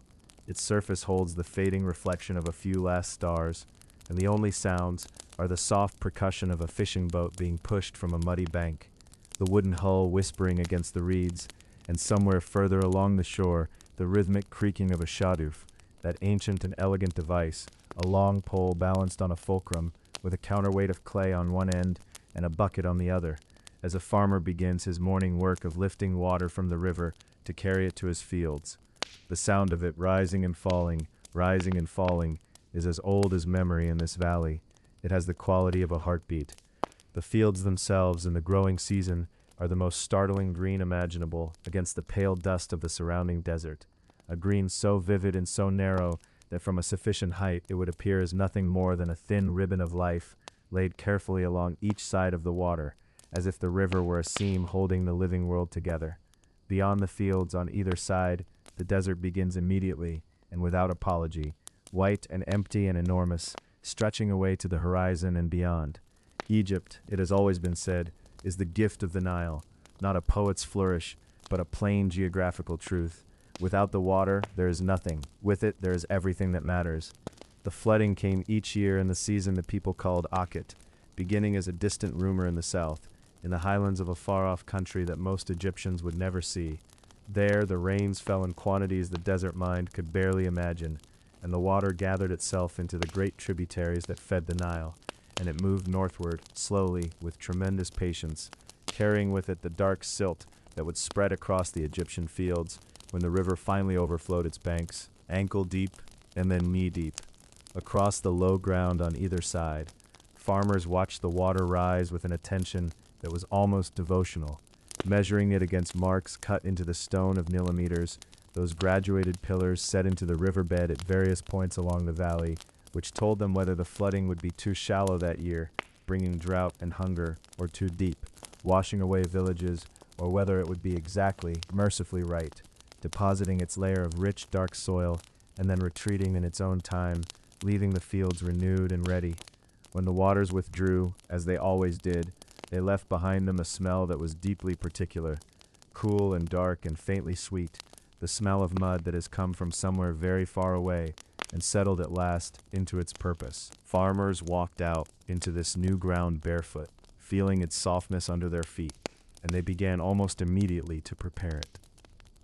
They moved with the ease of people doing something they have done so many times that the body knows the work without being asked. Grain was pressed into the soft earth. Vegetables were planted in careful rows. Children ran between the furrows. The river, having given what it came to give, moved serenely on toward the sea. Along the banks, at the water's edge, there were birds in extraordinary numbers. Herons standing motionless in the shallows with the patience of philosophers. Ibises picking their delicate way through the reeds on curved orange legs. Ducks moving in small flocks low over the water in the early morning. The lotus grew in the quieter inlets, its broad round leaves resting on the surface, and its white and blue flowers, opening as the sun rose, closing again in the evening, as if keeping their own gentle schedule. Crocodiles laid on the warm sand of the banks and the southern reaches of the river, their eyes half open, their vast stillness suggesting not laziness, but a very ancient kind of watchfulness. People who lived near them had grown up reading their moods the way a sailor reads the sky, and they moved around them with a respectful wariness that had long since hardened into habit. The temples rose at intervals along the river, set back a little from the bank, their great stone faces carved with figures that moved in the formal, stately way of eternity.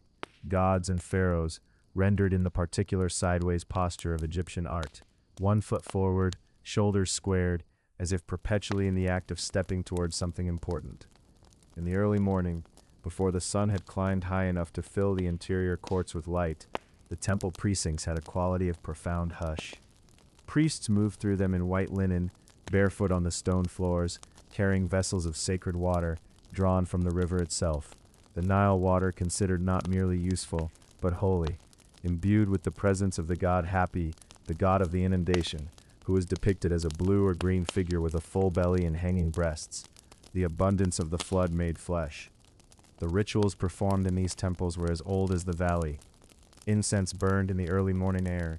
Kefi, it is said, a complex mixture of honey and wine and myrrh and various resins whose recipe was a matter of some sacred precision, and whose smoke rose in slow, curling columns through the hypostyle halls and out into the open air above the temple walls, carrying with it the prayers of the priests in a form that the gods presumably could read. The smell of it drifted sometimes to the river, where it mixed with the smells of water and mud and the green reed smell of the papyrus marshes, and became something wholly its own, the smell, perhaps, of Egypt itself in its most essential form. Further along the river, in the towns and villages that clustered along the banks, the day was already well underway by the time the sun had properly risen. Markets opened along the water's edge, vendors of bread and dried fish, of onions and garlic and figs, of woven linen cloth, of blue faience amulets in the shapes of eyes and scarabs, and seated figures of Isis with her winged arms outstretched. Boats moved up and down the river continuously, carrying grain and pottery and limestone blocks and papyrus, and passengers who sat in the shade of awnings and watched the landscape pass with the particular contentment of people going somewhere they are not in any great hurry to reach. The river made travel easy. Southward, when the wind blew from the north, which it usually did, filling the simple sails of the river craft, and northward by simply floating with the current.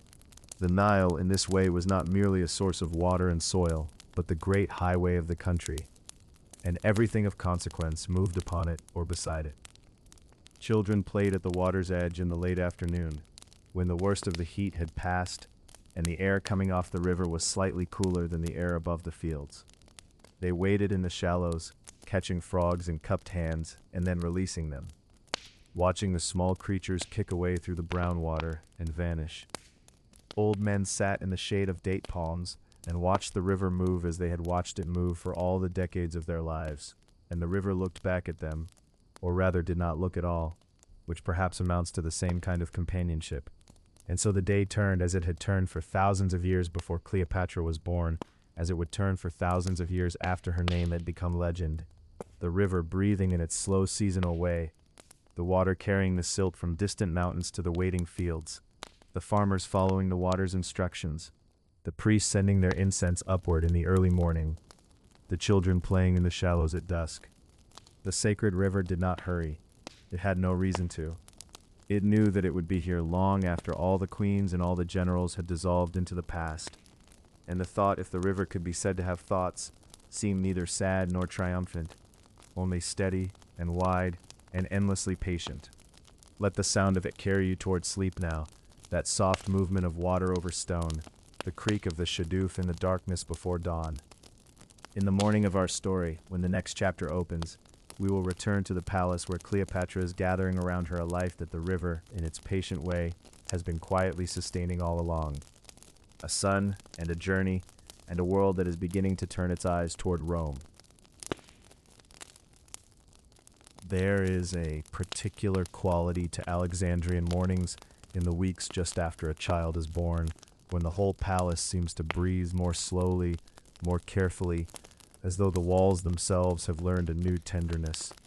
The lamps that burned through the long watches of the night were still guttering softly in their bronze stands, trailing thin ribbons of scented smoke toward the high ceilings, and beyond the tall shuttered windows, the harbor lay pale and silver in the early light, the sea barely moving, the great lighthouse standing at the edge of the world like a patient guardian with its fire already lit against the dawn.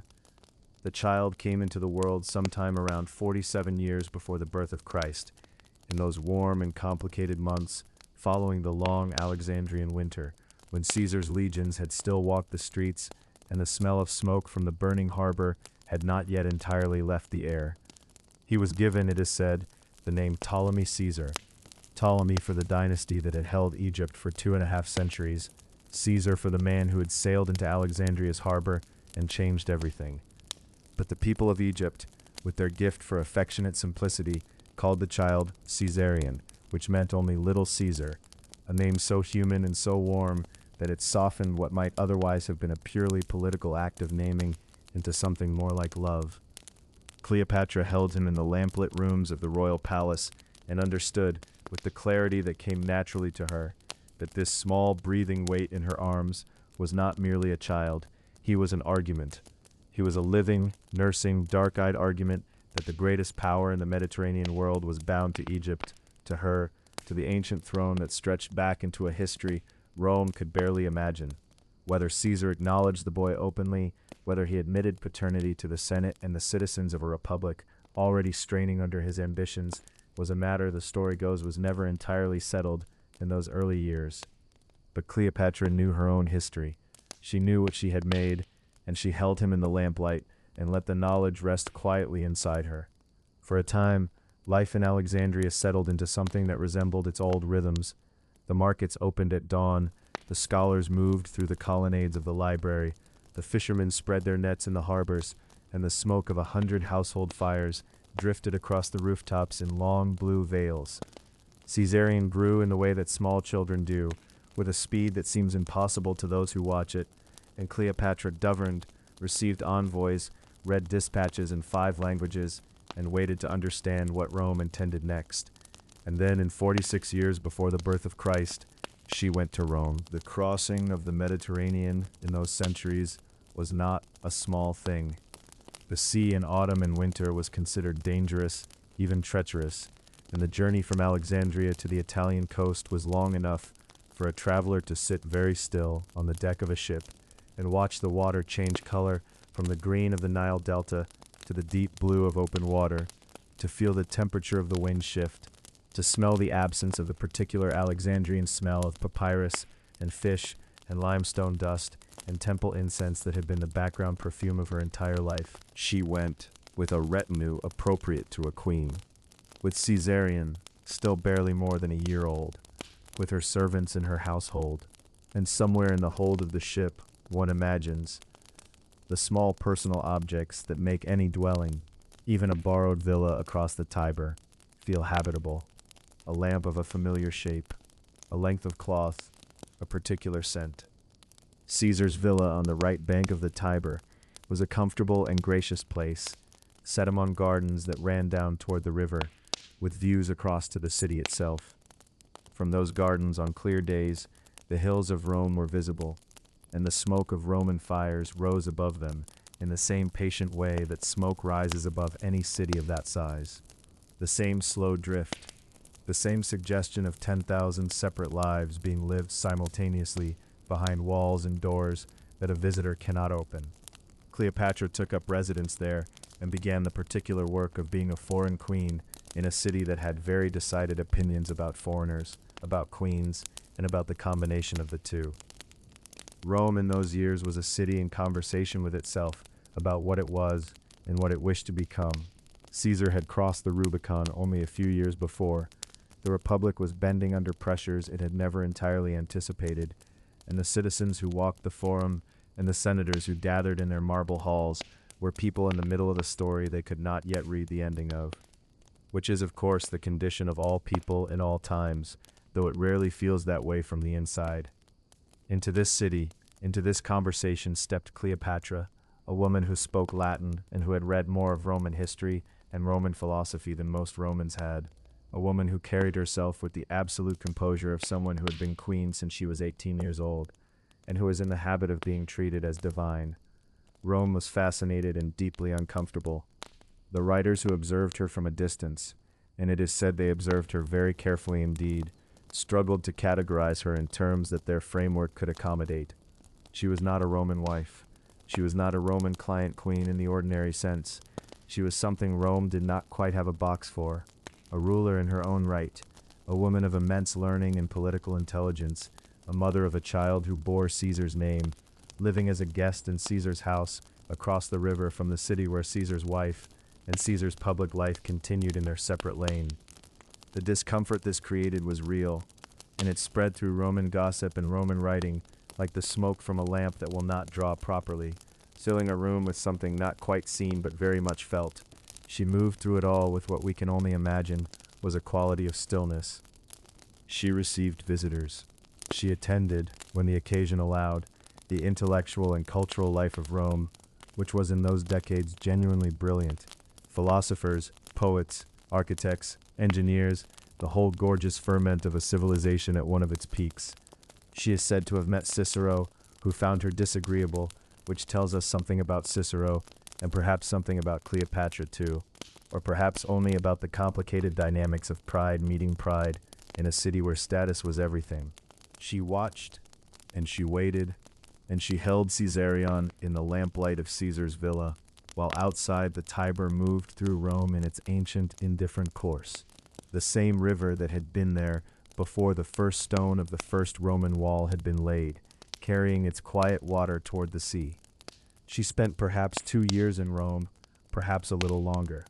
The records grow uncertain here, as they so often do in lives that were written about primarily by those who did not love them.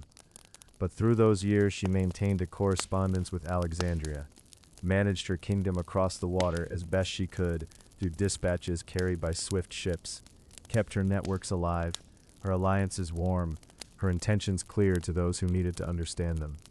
She was never, even in Rome, simply a woman in a garden waiting for history to happen to her.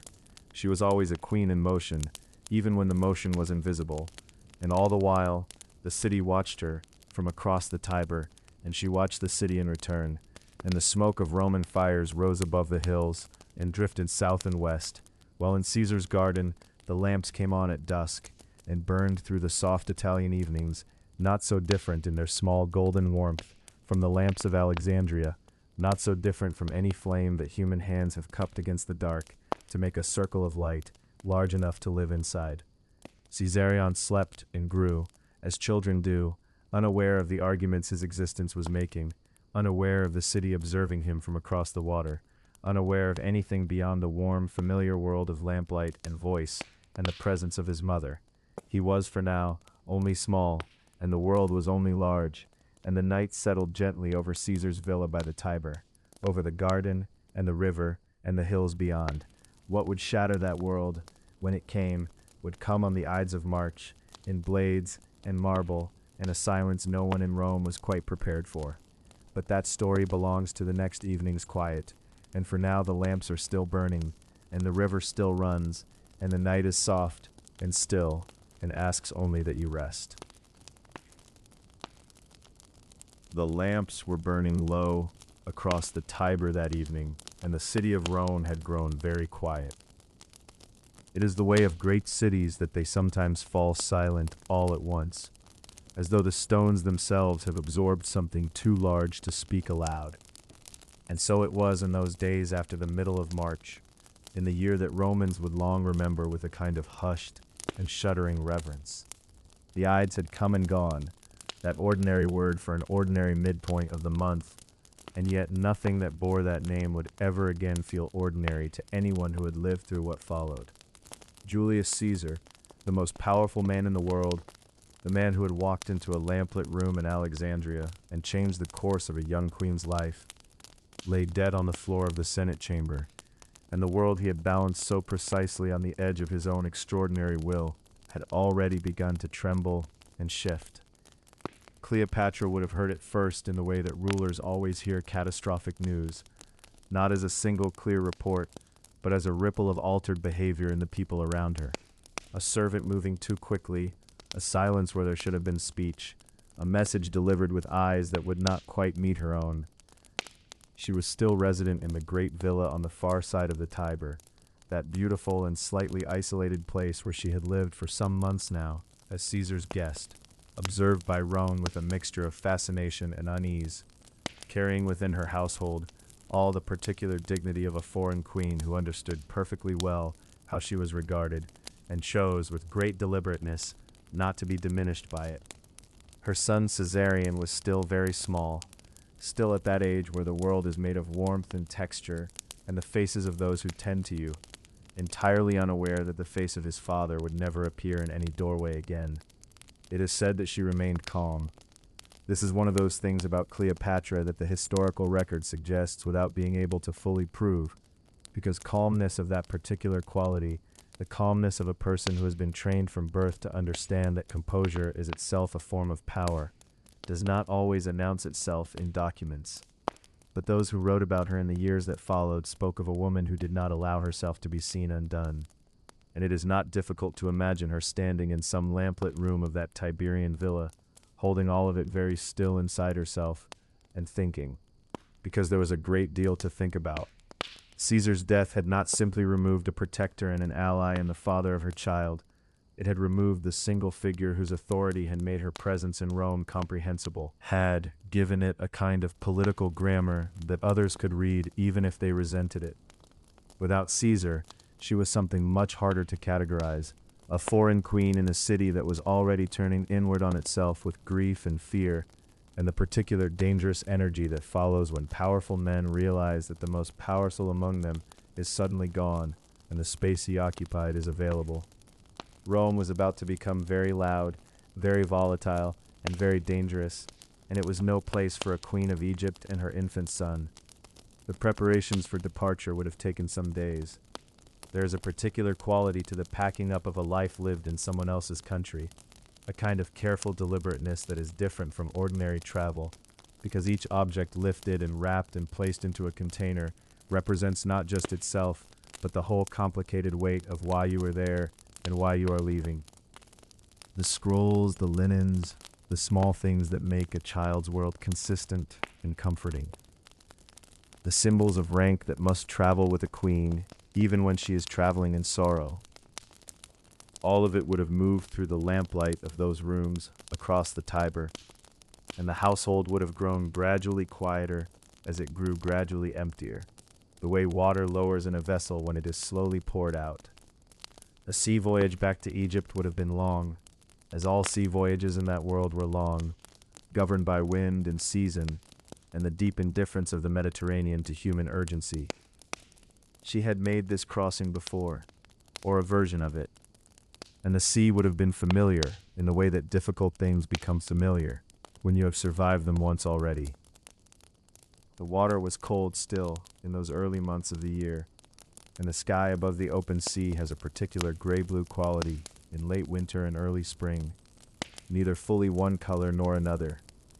The horizon soft and uncertain. It is easy to imagine the child Caesarion bundled carefully against the wind, held by a nurse who understood how precious this particular small life was, while his mother stood somewhere on the vessel and let the cold air come against her face and thought about what came next. What came next was Egypt, and Egypt, whatever else it was hers. This is one of the things worth resting in for a moment, the return of a queen to her own country after a period of absence, because there is nothing quite like it. The coast of Egypt as it rises from the sea has a particular quality in the early light. The low, flat line of the delta, the gradual accumulation of detail as the shore grows closer, the smell of the river long before you can see it, that particular scent of silt and green growing things in ancient water that is unlike anything else in the world. She had grown up breathing that air. It was the air of her childhood, of the palace corridors and the lamplit studies where she had bent over scrolls in a dozen languages. And returning to it now, changed and weighted with everything that had happened, it must have felt both like coming home and like arriving in a country she would need to reconquer all over again. Because the political situation she returned to was not simple. Her brother Ptolemy XIV, who she had been compelled to recognize as co-ruler, was still nominally sharing the throne, and the factions that had made her early reign so precarious had not dissolved in her absence, whatever Rome's shadow may have temporarily suppressed them. A queen who has been away always returns to find that the arrangements she left behind have shifted subtly in her absence, like furniture moved just slightly from where it was, enough to notice, not quite enough to address, without seeming unreasonable. She was perceptive enough to understand all of this on the voyage home, and by the time the harbor of Alexandria appeared before her, with its great lighthouse standing in the golden morning haze above the water, it is likely she had already begun the process of deciding how to proceed. What followed, in the months after her return, was a consolidation achieved not through violence, but through the slow, patient application of legitimate authority. She presented Caesarion to the Egyptian people as the son of Caesar, and therefore as a figure of extraordinary symbolic power, a child who carried in his small body the bloodlines of both the Ptolemaic dynasty and the most celebrated Roman of the age. The Egyptian priests were attentive to this, and the temples received her offerings, and the Nile flooded and receded in its ancient rhythm, and the work of governing a large and complicated kingdom in a world that was changing rapidly went on day by day in the lamplit rooms of the palace by the harbor. Ptolemy XIV died not long after her return. The historical record does not speak to this with great certainty, and the story is told differently by different ancient voices, so it is perhaps enough to note quietly that he died, that he was young, and that Cleopatra did not appear to grieve publicly, and that Caesarion was elevated to be her co-ruler in his place, the title of Pharaoh resting now on those small shoulders as gently as one can imagine such a weight resting. She was still very young herself. It is easy to forget this, because so much had already happened to her. But she was in her mid-20s now, raising a child, managing a kingdom, watching from across the sea as Rome tore itself apart in the aftermath of Caesar's death. She read the dispatches, she consulted her advisors, she walked perhaps in the evenings when the air came in soft from the harbor, through the palace gardens where the lamps were lit one by one as the sun went down, and she watched the light come on the water, and she thought, the world was full of new men now, men jostling for the space that Caesar had left, and somewhere in all of that turbulence, a shape was slowly emerging, a new order taking form, and she was attentive enough to understand that Egypt's future, and her own, would depend very much on how she navigated what was coming next.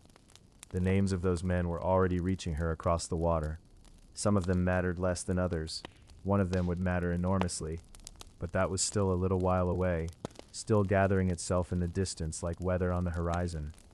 And for now the lamps burned steadily in the palace by the harbor, and the Nile moved southward in the dark, and the night was quiet, and there was time yet to rest. The lamps of Rome were burning low in those uneasy months that followed the Ides of March, and the smoke that rose from them seemed to drift without direction, as if even the air above the city could not decide which way to lean. It is a strange thing, the aftermath of a great man's death. Stranger still when that man had been so large in the world that his absence left a shape, a hollow, that everyone around him immediately rushed to fill, and none of them could, not entirely, not alone. Cleopatra had sailed home by then, back to Alexandria, back to the blue Mediterranean light, and the smell of the harbor and the soft, persistent lapping of water against the stone quays she had known since childhood. But the world she had left behind in Rome did not simply cease its turning when her ship passed beyond sight of the Italian coast. Rome kept moving, kept churning, kept fracturing along the lines that had always been there beneath its marble surface, and the fractures widened now with a sound like something enormous and slow pulling itself apart. There were, in the beginning, 3 men at the center of it all. 3 men who gathered the pieces of what Caesar had built and held them not gently, each in his own trembling grip. There was Marcus Aemilius Lepidus, a careful man, a steady man, a man who understood power the way a steward understands a household, practically, without poetry. He had been Caesar's master of horse, his loyal lieutenant, and he held the loyalty of certain legions and certain western territories, and he pressed his claim to relevance with the quiet persistence of someone who knows he is not the most interesting person in the room, but intends to remain in it regardless. History, it must be said, was not especially kind to Lepidus in its long remembering. He would spend decades shuffled to the margins, eventually retired to a kind of gilded irrelevance on the coast.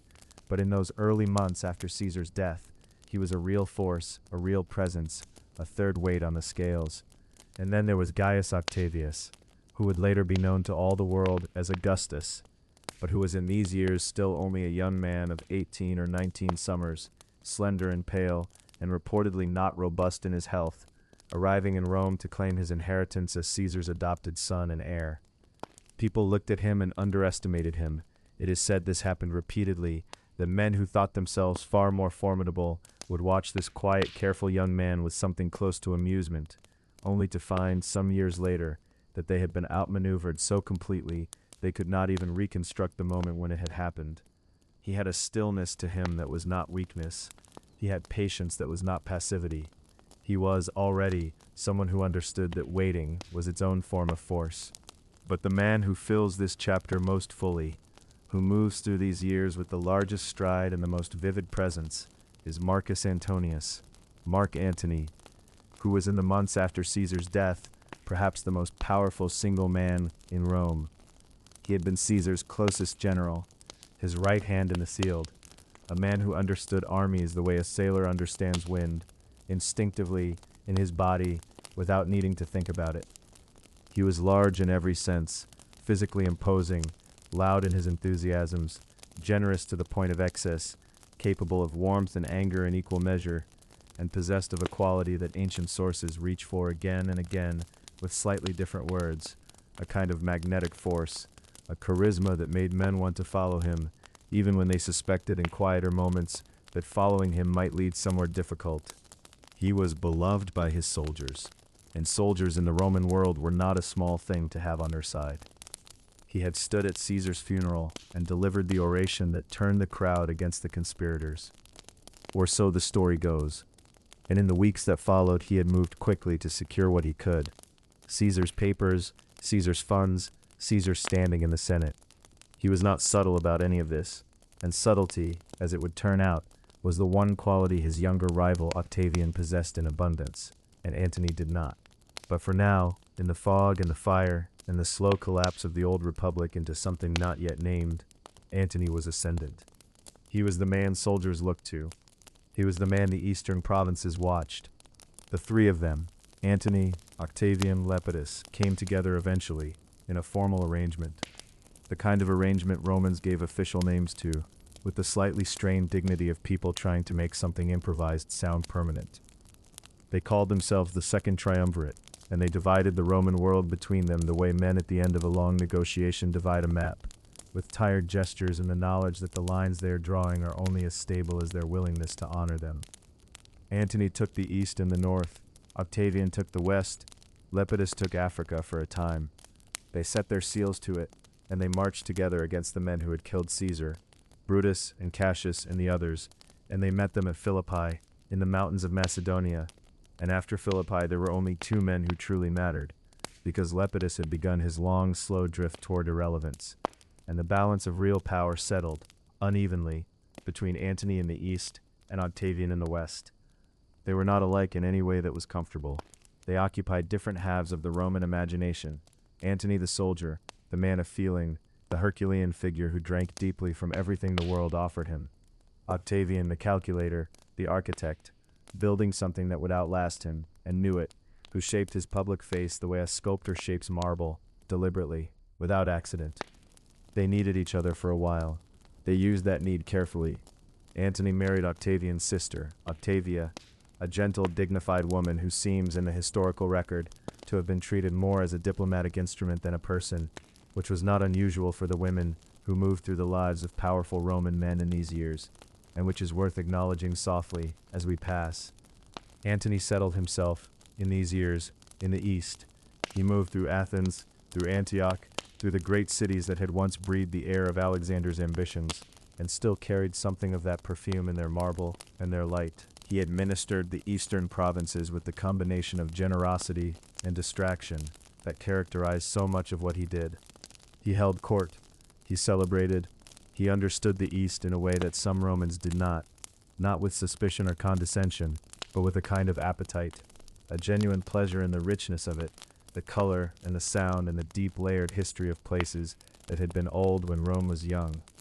It is worth pausing here, in the lamplight of that imagined moment, to feel the shape of the world as it existed in these years, a world poised on a kind of invisible fulcrum, balanced between two men who would not remain in balance forever, between an east full of ancient wealth and a west full of Roman iron, between the old world of pharaohs and the new world of emperors not yet named. Cleopatra was in Alexandria, ruling Egypt, watching all of this from across the water, with eyes that had been trained since childhood to read the movements of power the way a navigator reads the stars. Not with emotion first, but with attention, with the long, slow patience of someone who has learned that the right moment is worth waiting for. And the right moment was coming. It was already moving toward her across the warm waters of the Mediterranean in the form of a message, a summons, a request, or perhaps something closer to a demand, dressed in the language of diplomacy from the great Roman general who now held dominion over the East and needed to speak with the Queen of Egypt about her loyalties, her resources, her intentions. His name was Antony, and she had, the story goes, been thinking about how to meet him. Somewhere south and east of all of this, the Nile moved in its ancient way, unbothered by the politics of the men and women above it, carrying its dark, rich water toward the sea as it had always done, as it would always do, smooth and enormous and lit at its edges by the last gold of a fading sun, the light lying on the water like something given without being asked for, warm and still and very old. Let that water carry you now into sleep, and tomorrow night we will sail together to Tarsus. The river Cydnus moves slowly through the plain of Cilicia, and on a particular afternoon in the summer of 41 years before the birth of Christ, it carried something the world had never quite seen before, and would never quite see again. The people of Tarsus had heard that she was coming. Word travels quickly in port cities, carried on the lips of sailors and merchants, passed from one market stall to the next, until it reaches the ear of the man sitting in the great hall of the Agora, waiting.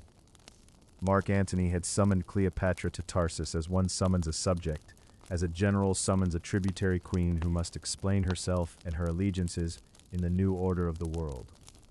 He had sent his messengers to Alexandria, formal and cool in their Roman manner, and he had settled himself in the city to wait for her arrival with the patient confidence of a man accustomed to being obeyed.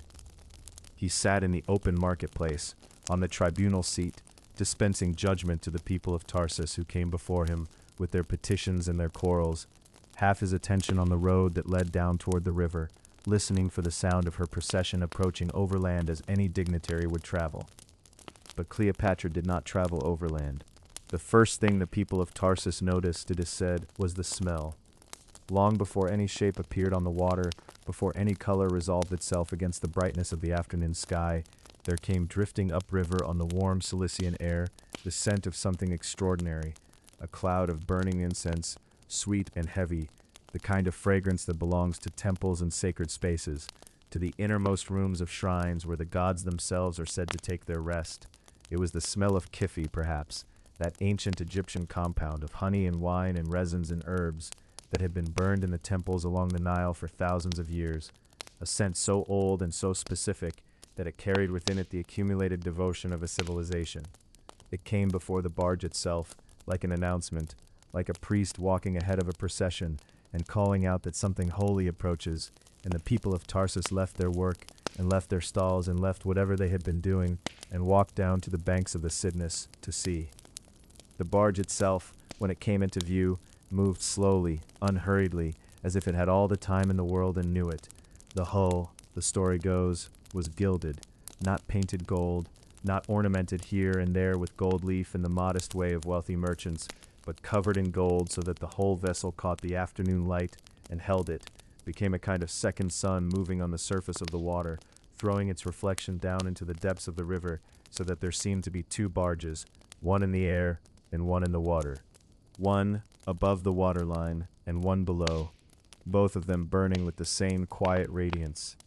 The sails, ancient sources tell us, were dyed purple, the deep, warm purple that was the color of royalty throughout the Mediterranean world, a color extracted at enormous expense from the murex shellfish of the Phoenician coast, a color so costly that a single garment dyed in it could represent the wealth of a household. Those purple sails caught the wind coming in off the plain, and they billowed gently, slowly, carrying the barge forward at the pace of a dream. Silver oars moved in the water. It is said that they kept time to the sound of music, flutes and lutes playing together, a soft and ceremonial sound that drifted across the surface of the river and reached the banks where the crowd was growing, where people pressed forward gently to see, shading their eyes against the golden light reflected off the water and the hull. The rowers moved in perfect unison, unhurried, as if the music itself were pulling the oars through the water, as if the whole vessel were not so much being propelled as drawn forward by some invisible and irresistible current. And on the deck, beneath a canopy of cloth of gold supported on delicate pillars, reclined the queen. Cleopatra had dressed herself as Aphrodite. This is what the ancient accounts tell us, and it is worth pausing to feel the full weight of what that choice meant in the world she inhabited. This was not a costume, not a theatrical gesture meant to dazzle in a trivial way. In the world of the 1st century before the birth of Christ, the boundary between a ruler and a deity was genuinely porous, genuinely meaningful. And when Cleopatra reclined beneath her golden canopy in the robes and with the attributes of the goddess of love and beauty, she was making a claim about her own nature that her audience would have heard with a kind of reverence that is difficult for us to fully recover. She was also, of course, saying something very specific to Mark Antony, who had long associated himself with the god Dionysus, the joyful, wine-crowned god of abundance and transformation. Here was Aphrodite coming to meet Dionysus on the river. Here was a divine encounter. Here was the universe rearranging itself on the slow water of the Kidness. Beautiful boys dressed as painted cupids stood fanning her on either side. Young women costumed as sea nymphs worked the sails and the ropes, moving gracefully among the rigging as if they had always lived there, as if this golden vessel were their natural element. The whole scene, the scent and the light and the music, and the slow movement of the barge through the warm afternoon air composed itself into something that felt less like a diplomatic arrival and more like a vision, the kind of apparition that mystics describe, a thing seen so clearly and completely that it seems more real than ordinary reality, a thing that imprints itself on the memory and stays there unchanging for years and years. The people of Tarsus, it is said, deserted the marketplace entirely. They streamed down to the riverbank in such numbers that the city behind them fell quiet, its streets emptying, its usual noise of commerce and conversation fading away, until Mark Antony sat almost alone in the agora, attended only by his closest attendants, surrounded by vacant seats and the lingering smell of everyday life, while the entire population of the city gathered at the water's edge to watch Cleopatra arrive. He had summoned her. She had turned his summons into something else entirely. Eventually the invitation came, not from Antony to Cleopatra, but from Cleopatra to Antony. Would he dine with her aboard the barge? He came. Of course he came. It would have been impossible not to come. And what he found there, the accounts suggest with their careful ancient enthusiasm, was a spectacle of such deliberate and intelligent magnificence that even a man accustomed to the luxury of Rome and the excess of Eastern courts found himself standing in something that exceeded his categories. The lamps, it is said, were arranged in patterns of extraordinary beauty, hung in circles and squares and networks of light that transformed the river night into something like a festival of stars, the reflections multiplying themselves in the dark water below until the barge seemed to float in the middle of a sky of small flames, surrounded on all sides by softly burning light. They dined, they talked. Two of the most powerful and intelligent people in the Mediterranean world sat across from one another in the lamplit warmth of the barge. And whatever passed between them that evening, whatever words were exchanged, whatever understanding was reached, whatever recognition each found in the other's face, it was the beginning of something that would occupy both of them for the rest of their lives, something that was part political alliance and part genuine human entanglement, part calculated strategy, and part something warmer and less governable than strategy. She invited him to dine again the next evening, and the evening after that, he invited her to dine with him in the city, and the story goes that he tried to match the magnificence she had shown him and found himself gently, entirely outmatched, and knew it, and found that he did not mind. The Cydnus moved on through the Cilician plain, unhurried and silver in the night, carrying its reflections on the dark surface of the water, the faint lights of the city, the stars above, the last traces of that golden afternoon dissolving into the warmth of the evening air. The fragrance of the incense had faded by now, or perhaps it had simply become part of the atmosphere of the place, absorbed into the banks and the reeds, and the memory of everyone who had stood there watching. What would grow from this meeting? The shared years, the children, the empire they would imagine together. That is a story that asks to unfold slowly, in the way that all true things unfold, one quiet evening at a time. Let the river carry you now, and rest. The lamps of Alexandria burned long into the night in those years, casting their warm amber light across the colonnaded walkways of the royal quarter, pooling in the corridors where scrolls were kept, and where the soft footsteps of attendants moved like whispers through the dark. It is into that lamplit world that we return now, after the spectacle of Tarsus had faded from the river's surface, and the golden barge had made its slow way home, carrying with it not just a queen, but something newer, something less easily named, the beginning of a shared life between two of the most formidable minds of the ancient world. Mark Antony came to Alexandria as a guest, and found himself, by degrees, something more like an inhabitant. The city received him the way it received all things extraordinary, with a kind of luxurious, unhurried attention, as though Alexandria had seen enough wonders to know that the best ones were worth taking slowly. And Antony, who had spent most of his adult life in the hard masculine rhythms of military camps and Roman political chambers, found himself in a place unlike any he had known. The harbor with its great lighthouse sending its beam out across the black Mediterranean, the library with its hundreds of thousands of scrolls, the markets where spice merchants from a dozen different worlds laid out their goods in the morning light. All of it worked on him, like a long, warm tide. Cleopatra understood this, as she understood most things about the people in her presence. She was, by every account that has come down to us, a woman of extraordinary perceptiveness, someone who read the people around her with the same careful attention she brought to the texts she had studied since childhood. And so she gave Antony Alexandria gradually, let him come to know it at his own pace, walking with him through its streets, it is said, eating with him in the manner of the Egyptians rather than the formal Roman style, sitting with him in the long evenings when the sea breeze moved through the palace rooms and the lamps guttered gently in the air. She is said to have matched him at his own games, joining in his humor, his love of extravagance, his fondness for the kind of grand gesture that the Romans sometimes called theatrical, and that Cleopatra recognized as its own language of power. What grew between them across those months and years was not simple to describe, and the centuries have not made it simpler. It was certainly alliance, two rulers who understood that their political futures were deeply entangled, that Rome and Egypt needed each other in ways that no formal treaty could entirely capture.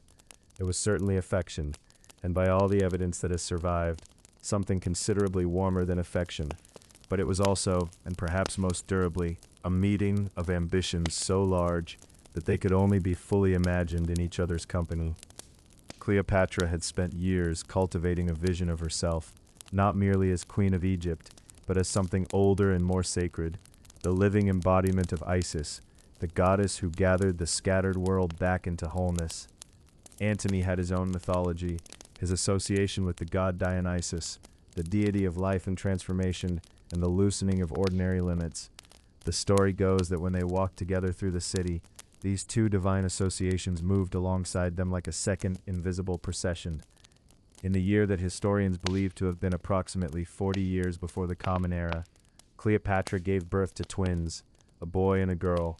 She named them Alexander Helios and Cleopatra Selene, sun and moon, light in its two great forms. The birth of these children deepened the bond between their parents in the way that shared creation always does. But it also added a new dimension to everything Cleopatra was building. Here were heirs who carried both the Ptolemaic line and the blessing of Rome's most powerful Eastern representative. Here were children who might, in the fullness of time, stand at the center of an Eastern empire that neither Egypt nor Rome had yet fully imagined, but both were beginning to dream. Antony did not remain in Alexandria without interruption. The pressures of his Roman world pulled him away repeatedly, back to the complicated negotiations and military campaigns and political marriages that the fractured Roman state required of him. He married Octavia, the sister of his rival Octavian, in what was understood to be a diplomatic gesture, a stitching together of the fraying relationship between the two most powerful men in the Western world. Cleopatra received this news in Egypt, where she continued to govern with the steady, practiced hand she had been developing since her earliest years on the throne. She signed decrees and received ambassadors and oversaw the complex administration of a kingdom whose wealth rested on its grain, its papyrus, its trade routes stretching south into Africa and east toward India. She was, in these years, emphatically a ruler first, someone whose personal life and political life had become so completely interwoven that to separate them would be to misunderstand both. When Antony returned to the east, he returned to Alexandria, and Cleopatra received him. A third child was born to them, another boy whom she named Ptolemy Philadelphus, a name that reached back into her own dynasty's history, a reminder that what she was building had deep roots in a world that had been old before Rome was young. 3 children now, each one a living argument for the future she was constructing, each one a thread in the larger weaving of an Eastern empire that would balance Rome's Western dominance with something equally vast and considerably more ancient. The life they made together in those Alexandrian years was, by the accounts that have drifted down to us through time, genuinely remarkable in its texture. They are said to have formed a kind of private society, a gathering of friends and companions whom they called, with the characteristic Ptolemaic love of grand nomenclature, the inimitable livers, those who lived beyond the reach of ordinary measure. There were banquets of extraordinary elaborateness, yes, the kind that Roman observers would later describe with a mixture of wonder and disapproval, but there were also, it is said, quieter evenings, philosophical conversations, the reading of texts together, the particular pleasure of 2 genuinely intelligent people finding in each other a mind worth engaging fully. Cleopatra spoke 9 or more languages. Antony had the soldier's gift for moving through the world with an easy, adaptable authority. Between them, they could speak to almost any person in the known world, and perhaps more importantly, they could speak to each other. Outside the palace windows, Alexandria continued its own long life, indifferent and magnificent. The lighthouse sent its beam across the water each night. The library held its patient cargo of human knowledge. In the harbor, ships from Rome and Cyprus and the Levant and the coasts of Africa rocked gently at their moorings, their hulls smelling of cedar and brine, their sailors sleeping the deep sleep of men who had crossed open water and arrived somewhere worth arriving. The markets would begin again at dawn. The bread sellers and the spice merchants and the papyrus dealers, the scribes who sat at their low tables in the colonnades and wrote letters for those who could not write for themselves. The whole humming, fragrant lamplit business of a city that considered itself, not without reason, the center of the known world. And in the royal quarter, in the rooms where the lamps were always burning, Cleopatra was thinking ahead. She was always thinking ahead. The Eastern Empire she and Antony envisioned was not merely a romantic imagining. It was a detailed political project, a redistribution of the world's power toward its older, deeper centers, toward the civilizations that had been building temples and writing texts and flooding their fields in careful rhythm with the stars, while Rome was still a collection of huts on a muddy riverbank. She carried this vision with the same seriousness with which she had once carried her languages and her legal documents, the same careful, patient, genuinely exceptional intelligence that had governed her since her earliest years among the scrolls of the palace library. The future was not yet written. The storm that was gathering at the edges of this lamplit world had not yet broken. For now, the children slept in their royal chambers, Alexander Helios and Cleopatra Selene, and young Ptolemy Philadelphus breathing the night air of a city that still believed in its own glory. For now, the alliance between the queen and the general held its shape, complicated and real, and shot through with something that the most careful historians have never quite been able to name with precision. The lamps burned on through the Egyptian night, as they always did, steady and warm in the rooms where 2 of the ancient world's most remarkable minds had made something together, not only children, not only strategy, but a vision of what the world might become, held for a few extraordinary years, like flame between cupped hands. Rest now, and let that light carry you gently towards sleep. The light comes first, always the light, arriving before the city has fully remembered itself, spilling in long pale ribbons across the surface of the Nile, and touching the whitewashed walls of Alexandria with the gentlest possible warmth, as though the sun itself understands that the world needs a moment to gather its breath before the day begins in earnest. It is early, still early, and the air carries that particular quality that belongs only to mornings in the delta, cool and faintly damp, scented with the mineral memory of water that has traveled a very great distance to reach this place. Water that has come from far beyond the cataracts, beyond the papyrus marshes, beyond the enormous sky of the interior, to arrive here at last, at the edge of the sea, spreading itself through the branching channels and the floodplains and the black silt fields that make Egypt what it is and has always been. Let us rest here for a little while, not moving forward in time, not watching for the next arrival of armies or ambassadors or the next turning of fortune, but simply breathing with the world that Cleopatra inhabited, the world that was ordinary and continuous and alive all around the great events we have been following, the world that went on being itself while history was being made inside the palace walls. Somewhere in the palace quarter, the morning begins with water, as it always does, always has, stretching back beyond memory into the first arrangements of royal life along this river. Servants carry clay jars with the practiced ease of people for whom this task has become a kind of moving meditation. Their bare feet quiet on the smooth stone corridors, the sloshing sound of the water inside the jars making a soft and rhythmic music that travels ahead of them through the half-lit passageways. The floors they walk on are cool underfoot even now, inlaid with patterns of lotus flowers and wading birds caught in the postures of eternal stillness. Their colors still vivid after decades, lapis and ochre and the particular green of shallow river water.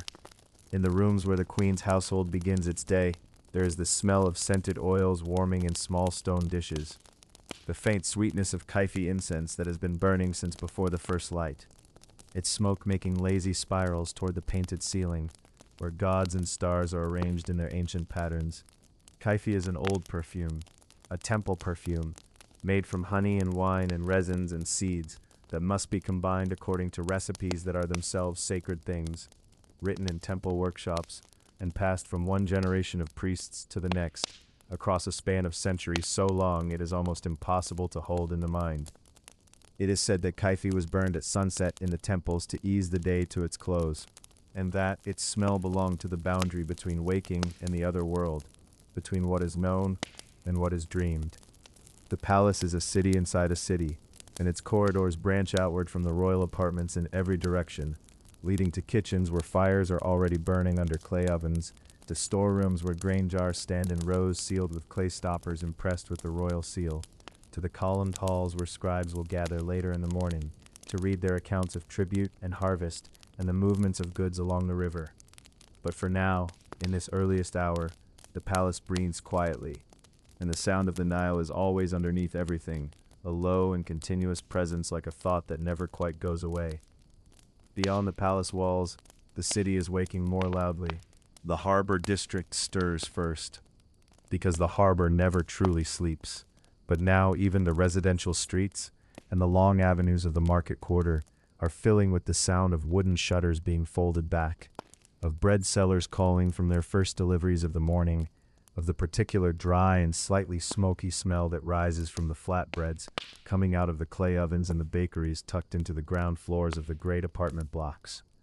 Egyptian bread, then as now in the memory of that world, is something fundamental and serious, made from emmer wheat ground on stone and leavened with a culture that has been maintained and fed and passed between households for generations, so that the bread of one family carries within it something of all the bread that family has ever made, a long continuity folded into a simple daily thing. The market streets smell of all of it at once, a richness that is almost overwhelming and somehow deeply comforting. The sharpness of fresh onions and garlic piled in wide baskets, the sweetness of dried figs, and the darker sweetness of date wine, the clean green smell of river plants, and the heavier animal warmth of the livestock pens at the market's edge, where geese and ducks stand in complaining groups. Merchants from a dozen different places call their prices in several languages at once, Greek and Egyptian and Aramaic, and the liquid syllables of traders from further east, and the sound all blends together into a kind of low roar that is the sound of a city that believes in itself completely, that cannot imagine itself not being exactly what it is. And then there are the temples, which are everywhere in the Egyptian world, not only the great ceremonial temples with their towering pylons and their forest of painted columns, but small neighborhood shrines, set into the walls of ordinary streets, with their little offerings of flowers and oil lamps and small clay figures placed by people whose names have not come down to us, but whose gestures survive in the archaeological record as a kind of permanent tenderness, the evidence of ordinary people making peace with the world by giving something small and beautiful to the gods who move through it. Inside the larger temples, the morning ritual has already begun in the dark inner sanctuaries where only the priests are permitted, where the painted walls press close, and the air is thick with incense, and the flame of the oil lamps makes the images of the gods seem to shift and breathe. The priests move through their tasks with precision, chanting texts from memory in the old language, the classical Egyptian of the sacred scripts that has not been spoken as a living tongue for generations, but which survives in the temple context as a kind of holy preservation. The way that certain ceremonies hold on to the forms of a world that is technically past, while insisting quietly and persistently that it has not passed at all, that it continues, that the gods are still present and attentive and pleased by the correctness of the rites being performed in their honor. Cleopatra understood this. More than any ruler of her dynasty, she appears to have moved through the temple world not as a visitor performing a required ceremony, but as someone who had genuinely made the Egyptian sacred world her own, who could speak to the priests in their own registers, and who appears in the temple carvings at Dendera and Edfu, not as a foreign queen borrowing a costume, but as a pharaoh who belongs there, standing before the great gods in the attitudes of respect and devotion that Egyptian rulers had adopted for 2,000 years before her. The stone there at Dendera still holds her image in its ancient golden-colored surface, still cool to the touch, even in the afternoon heat, still wearing the traces of the paint that once made the scene vivid, the lamplight of the sanctuary fire catching the carved reliefs and making them momentarily alive again. Out along the Nile, away from the city, the villages are moving through their own version of this same morning, slower and quieter, measured against the fields rather than the marketplace. A farmer walks the edge of an irrigation channel to check the flow of water into his plot of clover and flax, his feet finding the familiar path without needing to think about it, his sandals made of plaited palm fiber that has been woven by his wife in the evenings when the light is low and the children are settling toward sleep. The water moves in the channel with a gentle, purposeful sound, and above him, a pair of ibis are crossing the pale sky in that unhurried way they have, their long beaks making them look ancient and knowing, which is of course exactly what they are, carrying in their very appearance the image of the god of writing, the god of wisdom, moving through the same sky that has been their sky for longer than the temples themselves. It is this continuity that one feels most deeply in the Egyptian world, not the drama of dynasties rising and falling, but the steady insistence of the river, and the light, and the bread, and the incense, and the ibis crossing the morning sky, the way that ordinary life maintains itself underneath and around the extraordinary, the way that people go on tending their fields and making their offerings, and carrying their water jars and folding back their shutters, and calling the price of onions into the street, day after day after day, generation after generation, while history makes its noise around them. Soon, in the days ahead of us in this story, the noise of history will grow louder again, will begin to gather itself into the particular frequency of a coming storm, as the relationship between Cleopatra and Antony begins to find its shape in the eyes of Rome, and as the decisions made in ceremonial halls begin to send their consequences out into the wider world. But that is not yet. For now, let the water move in its channels, and let the incense rise in the cool temple air, and let the lamplight hold steady against the dark, as it has held steady in this valley for longer than memory reaches, and let us rest a little in all of this warmth and slowness, and continue gently tomorrow. The morning began with incense. It drifted out from the temple precincts before the sun had fully cleared the eastern horizon, thin ribbons of Kaifi smoke rising into air that was already warm, already golden, already carrying within it the particular quality of light that Alexandria seemed to manufacture from the meeting of sea and stone and open sky. The incense moved through the colonnaded streets, past the doorways of merchants still drawing back their shutters, past the fountain basins where the water caught the early light and held it, trembling, in small bright cups. It moved toward the great gymnasium at the heart of the city, where preparations had been underway since well before dawn, where the sound of hammering and the scrape of heavy furniture across marble had already been softened by distance and absorbed into the waking hum of the greatest city in the ancient world. This was the autumn of 34 years before the birth of Christ, and something extraordinary was being made ready. The Gymnasium of Alexandria was not merely a place for the exercise of the body, though it served that purpose well enough. It was one of the grandest public spaces in a city made almost entirely of grandeur, a vast colonnaded hall where the floor was cool white marble, even on the hottest days, where the columns rose to a height that made ordinary human figures seem briefly humble, where the acoustics gathered a single voice and carried it outward in every direction at once, like the spreading rings of water disturbed by a single stone. On this particular morning, the gymnasium had been transformed into something approaching a theater of empire. 2 silver thrones had been placed upon a raised dais, and 4 smaller golden chairs arranged below and around them in a configuration that suggested both hierarchy and intimacy, the arrangement of a dynasty displaying itself to the world. Mark Antony arrived in the costume of the god Dionysus. This was not, in the Eastern world he now commanded, an unusual or presumptuous choice. For years he had cultivated the identification of himself with that particular deity, the god of wine and transformation and divine joy, and in the Greek-speaking cities of the East, this had been received not as theater, but as something closer to theology. He was tall, broad-shouldered, the kind of physical presence that rooms organize themselves around without quite meaning to. And on this morning he moved through the colonnaded space of the gymnasium with the unhurried confidence of a man who believed, in some deep and perhaps not entirely metaphorical way, that the world had been arranged for his pleasure and his purpose. Cleopatra came as Isis. She had come as Isis before, many times, in contexts both ceremonial and intimate. And the role had long since ceased to feel like performance and had settled into something more like a second nature, a truth told through costume and posture and the particular way she arranged her face into the serene and timeless expression that the goddess wore on temple walls, from Alexandria to the furthest reaches of Upper Egypt. She wore the linen robes, the elaborate collar of gold and turquoise and carnelian, the headdress with its solar disk cradled between the twin horns of the cow, and she was carried in on a litter so that her entrance into the gymnasium was already, before she had spoken a single word, already a statement about what kind of event this was and what kind of power had organized it. Their children were brought forward, and this is the detail that catches the breath of history most sharply.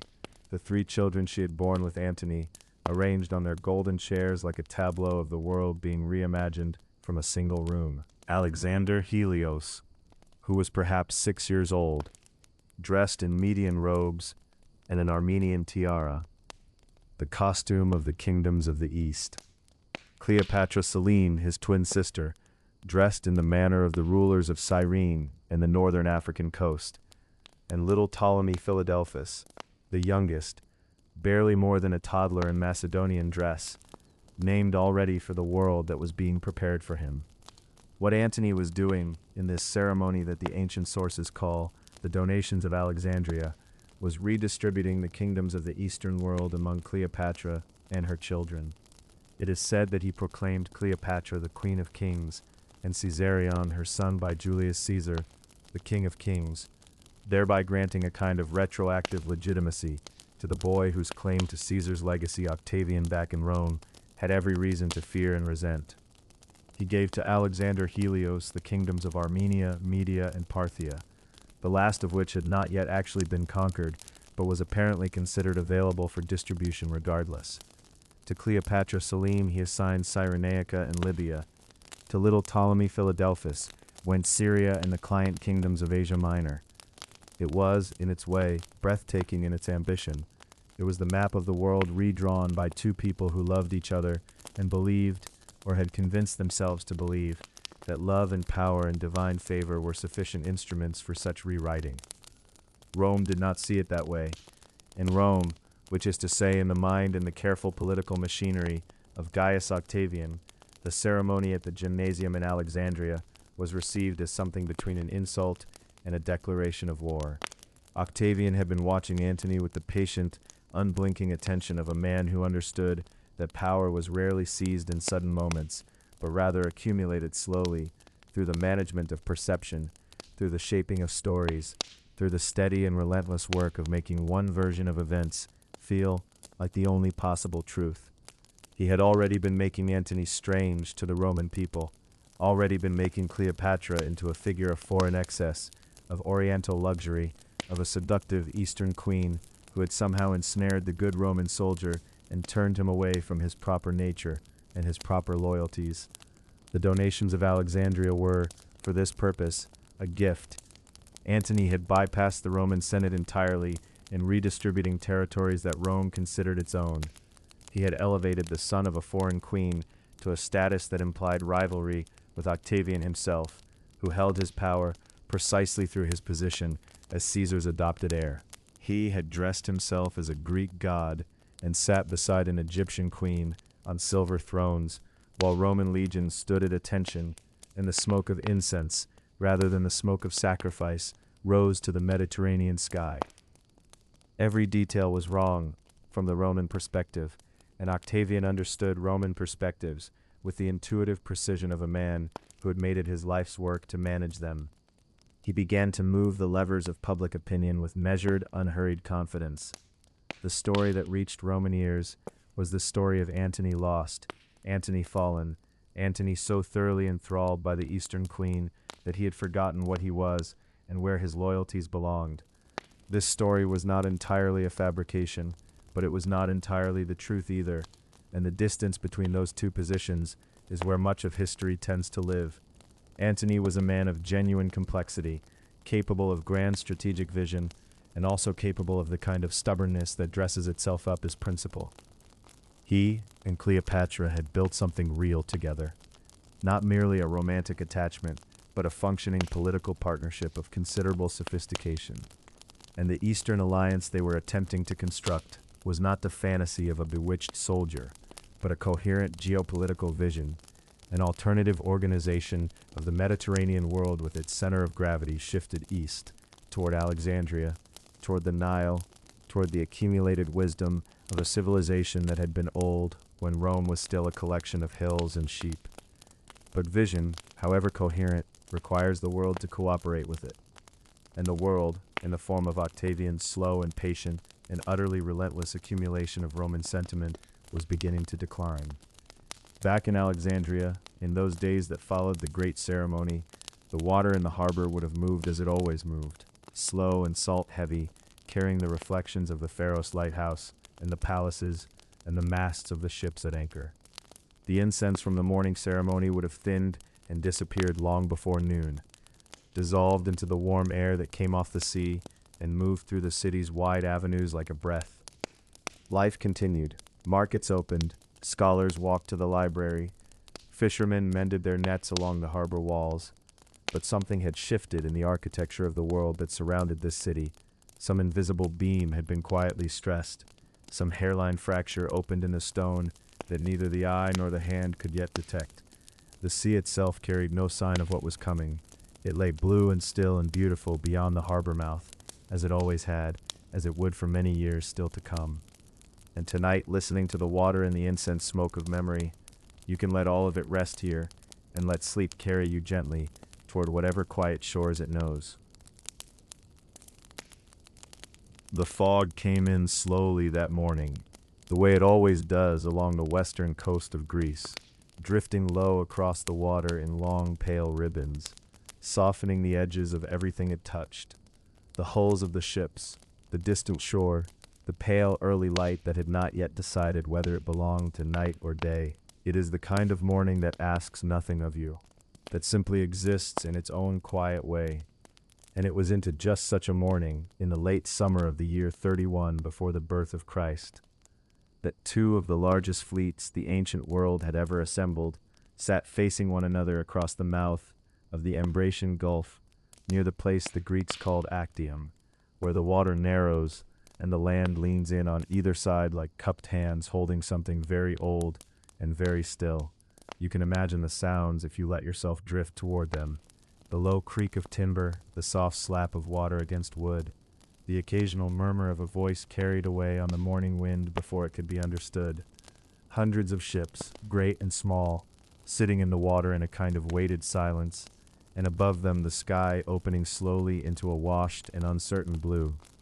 For weeks the two sides had waited, Antony's fleet and Cleopatra's Egyptian ships together on one side, Octavian's fleet under his admiral Agrippa on the other, and between them the sea, that ancient indifferent body of water that had watched so many human things begin and end without ever altering its own slow rhythms in the slightest. The waiting had already done its damage, long before any oar was pulled or any sail unfurled. The camps along the shore had been plagued through the summer months by heat and sickness, by malaria drifting in from the marshes, by shortages of food that grew more pressing as Agrippa's fleet controlled more of the coastline and made supply lines difficult and then nearly impossible. Soldiers had deserted, commanders had changed sides. The long stillness of a siege that was not quite a siege had worn at the spirit of the army in ways that no single battle could have done so efficiently. By the time the morning of the second day of September arrived, Antony's forces had already been quietly diminished, hollowed out by weeks of uncertainty, by the particular exhaustion of waiting for something without knowing what shape it will take when it finally arrives. What happened that day at Actium has been described in many ways across the 2,000 years since it occurred, and history, as it so often does, has layered the event with meanings that the people living through it could not have known they were creating. It is said that Antony had considered abandoning the fleet entirely and retreating overland, fighting the war on ground rather than water. And there is something in this that tells you the shape of things, that the decision to fight at sea was already a compromise, already a choice made under pressure, rather than from a position of strength. The great quinqueremes, the massive warships that Antony had assembled, were extraordinary vessels, enormous and heavily built, designed to impress and to overwhelm. But Agrippa's fleet was faster, more maneuverable, and his sailors had spent the summer months in active engagement, while Antony's men had waited in the harbor. When the fighting began, it unfolded slowly, the way large and complicated things often do, without the clean shape that later accounts would try to give it. Ships moved toward one another across the water. There was fire, at some point. There is almost always fire in these accounts, and the smell of burning pitch and wood would have drifted across the surface of the gulf on the warm late summer air, carrying with it something acrid and final. But the overwhelming feeling, if you allow yourself to inhabit that morning on the water, is not of fury or heroism, but of heaviness. A great, slow, inevitable heaviness, like a door closing in another room that you cannot reach in time. At some point in the afternoon, and the precise moment is something the old accounts disagree on, each telling it slightly differently, as human memory tends to do. Cleopatra's fleet, which had been positioned toward the rear, raised its sails. This is a detail that has drawn more commentary and interpretation than almost any other moment in her life. Some ancient writers would later say it was flight, pure and simple, the queen abandoning her ally in the moment of crisis. Others have suggested, with perhaps more care, that it may have been the plan all along, that breaking through the enemy line and sailing for open water was the agreed strategy, that Cleopatra was not retreating, but executing a withdrawal intended to preserve the fleet and the treasury and the ability to continue fighting another day.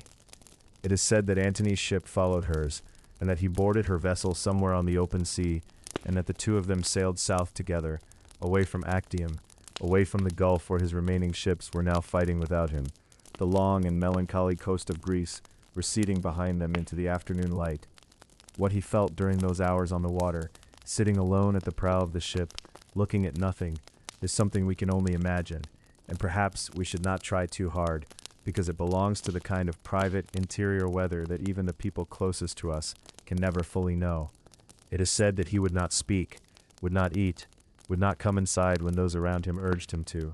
He sat, and the water moved beneath him, and the sun moved through the sky above him, and whatever it is that passes through a person when they understand that something enormous has irrevocably changed, that passed through him then, in its own quiet and devastating way. The fleet that remained at Actium surrendered within a week. The army on shore, without its commander and without clear direction, eventually came over to Octavian as well. It did not happen violently or all at once. It happened the way most endings happen, gradually, then completely, with a kind of quiet inevitability that makes it hard, in retrospect, to identify any single moment when things might have gone differently, when the thread might have been caught and wound back onto the spool. Octavian, patient and methodical as he always was, accepted the surrenders and made his calculations, and began to move, with the unhurried certainty of someone who understands that time is now working entirely in his favor. The ship sailed on toward Egypt. The summer was ending, and the eastern Mediterranean was beginning its slow seasonal turn, the light shifting its quality in the way it does in late summer, becoming thicker and more golden, holding more amber in it, the way a lantern glows differently in the early evening than it does at noon. The sea itself looked different in that light, deeper, somehow, more opaque, keeping its thoughts to itself. And below the water, and in the water, and in the air above it, the countless small creatures that have never paid any attention to human events continued their own ancient business, entirely unaware that the world above the surface was shifting into a new shape, that the long chapter that had begun with Julius Caesar walking into a palace in Alexandria was drawing toward its close. The shore of Egypt, when it finally appeared, would have looked very much as it always had, the low flat line of it against the horizon, the particular dusty green of the delta vegetation, and then as the ships drew closer, the white buildings of Alexandria catching the late light, and above everything, the great beam of the Pharaoh's lighthouse beginning its patient rotation as evening gathered, sweeping its long arm of light across the darkening water over and over again, the way it had done every night for nearly 3 centuries, the way it would continue to do long after this particular night had passed into the enormous quiet archive of finished things. Cleopatra would return to her city, to her palace, to her children, to the extraordinary room she would have built for herself in the weeks and months to come, where she would carry herself with the full dignity of everything she had ever been. And Antony would be with her, and the world would have the shape it had, and Alexandria would still be Alexandria, full of its own light and noise and life, the harbor glittering, the library breathing gently in the dark. There was still time, still a season more of living to be done before the last decisions were made. Rest now, and let the water carry you gently toward the shore.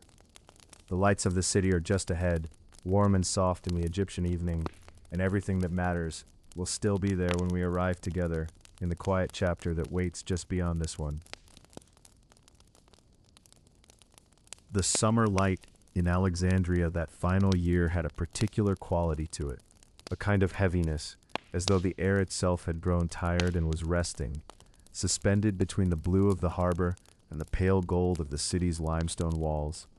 The heat settled over everything like a warm cloth laid gently across the shoulders, and the sea breeze, which usually came in the afternoons to stir the palms and ruffle the surface of the royal harbor, seemed slower than it had been in other years, softer, less insistent, as though even the wind understood that something was drawing quietly to a close. Cleopatra had moved herself into the mausoleum she had been building for some time on the palace grounds, a great stone structure that stood close to the water, where she could hear the harbor at night and smell the salt coming in off the sea. It was not a place of despair, or at least it need not be understood that way. It was, in many respects, a kind of fortress, thick-walled and defensible, a place where she had gathered her treasury, her jewels, the accumulated wealth of the Ptolemaic line, centuries of gold and incense, and rare perfumed oils that had been brought from the furthest edges of the known world. She had brought her most precious things there, and she had brought herself, and in doing so she had made it a place that was hers completely, a room at the edge of the world where she remained, for those last weeks, sovereign. Antony had died in the days just before this stillness settled. The story of his ending is told in several ways, and the details shift, depending on who is doing the telling. But what most accounts agree upon is that he died in Cleopatra's arms, or near enough to her, that the warmth of her presence was the last warmth he knew. It is said that he had received word, false word, that she was already gone, and that in his grief he had turned his sword upon himself, and that he was carried to her still living, though barely so, and that she held him as the last of his strength left him. The harbor light would have been coming through whatever opening faced the sea, falling in that slow afternoon way across the stone, and the sound of the water would have been there, as it was always there in Alexandria, patient and unhurried, indifferent to the grief of even the greatest among the living. After that, she was alone in a way she had not been since before Tarsus, since before the golden barge and the perfumed sails and the beginning of everything that it followed. She was alone, and outside the walls of her mausoleum, Octavian's army had entered the city, moving through the streets with the quiet efficiency of a force that has already won and knows it, that has nothing left to prove, and is simply completing the final arrangements of a foregone conclusion. Octavian himself came to speak with her, and this meeting is one of the most quietly remarkable moments in all of what we know of her story. She was, by this point, in her late 30s, a woman who had ruled for more than 2 decades, who had navigated the most complex political landscape in the ancient world, who had outlasted nearly every contemporary who had tried to use her, or remove her, or underestimate her. And she received Octavian not as a supplicant, not as a prisoner, but as a queen in negotiation, which is what she was, and what she intended to remain for as long as she breathed. It is said that he found her dressed simply, lying on a low couch, that she had allowed herself to appear unwell, which she may genuinely have been, and that she spoke to him of her children, of Caesarion, and the 3 children she had with Antony, and of what she hoped might be arranged for them. She was, even then, thinking about the world beyond herself, about what might be preserved, about what arrangements could be made with a man who held every advantage, and knew it. Octavian was not unkind in this meeting, by most accounts. He was careful. He gave her reason to believe that she would be treated with dignity, that she would be permitted to live. He wanted her alive, or so it appeared. He wanted her to walk in his triumph through the streets of Rome, to stand behind his chariot in the procession that would declare his victory to the world. She understood this. She understood it completely, with the clarity of a mind that had spent a lifetime reading the spaces between words, the intentions behind gestures, the meaning carried in what was carefully left unsaid. She had been to Rome. She had stood in Caesar's villa across the Tiber and watched the city observe her, with its mixture of fascination and unease. She knew what a triumph was. She knew what it would mean to be displayed, to be made into a symbol of Rome's dominance over the Eastern world, to be the living proof of Octavian's greatness and her own reduction. She had spent her entire life refusing that reduction, and she was not going to accept it now, not at the last. The days that followed are recorded only in fragments, in things that were noticed after the fact, in small choices that would only later reveal themselves as the careful preparations of a woman arranging her own final sovereignty. She sent certain things to Octavian, a list of her treasury's contents, though it is said that one of her own people quietly informed Octavian that the list was incomplete, that she had kept certain valuables back, and when this was raised with her, she responded with something like indignation, like a woman caught in a perfectly ordinary act of household accounting, rather than anything of larger significance. Whether she staged this accusation deliberately to give Octavian the impression that she was planning to live, and therefore needed resources, is something historians have turned over gently for many centuries without arriving at a settled answer. It has the feeling of a woman who was still, even then, thinking several steps ahead. She was permitted to visit Antony's tomb, and it is said she went and sat with him for a time and spoke to him, or spoke near him, in the way that people do when they visit the dead and find that the habit of conversation does not simply stop because the other person is no longer there to reply. What she said is not recorded. The water would have been near, as it always was in that city built at the edge of the sea, and the afternoon would have been turning slowly toward evening, the light going from gold to something softer, and then the walk back through the palace grounds to the mausoleum, through the warm shadows of an Alexandrian summer evening. Her final day is described with care by those who wrote of it afterward. She had bathed and eaten a meal and dressed, apparently with great attention, in the manner of a queen preparing for a formal occasion, rather than someone in the middle of an ordinary afternoon. She had sent a letter to Octavian, which he received and immediately understood, because by the time the messenger had returned to her rooms with word that Octavian was coming, there was nothing more to be done. What she used, whether the famous serpent of legend or something carried in a comb or a pin or another object entirely, is something the story has debated with itself for 2,000 years. It is said that she was found arranged with care, as she had arranged herself, in the posture of someone resting, rather than someone gone. The women who attended her, Charmian and Iras, whose names have somehow survived all of these centuries, were with her at the end, or were found thereafter. And this detail, This small, persistent detail of the women who stayed is one of the things that makes the story feel most true and most human.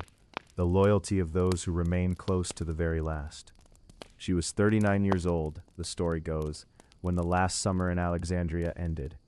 And outside the thick walls of the mausoleum, the harbor went on moving in that ancient way it had always moved. The water turning in the slight evening breeze, catching the last of the light and letting it go, catching it and letting it go, the way water has always done and will always do, patient and unhurried and entirely indifferent to the endings of even the most remarkable lives. Octavian buried her with Antony, it is said, as she had requested. The city remained, the harbor remained, the light on the water remained, and from here in the quiet that follows that last summer, there is still one gentle place left to go, one slow drift back through the whole of her story, through the lamplit rooms and the wide river and the long blue harbor, gathering everything together before the night grows too deep for words.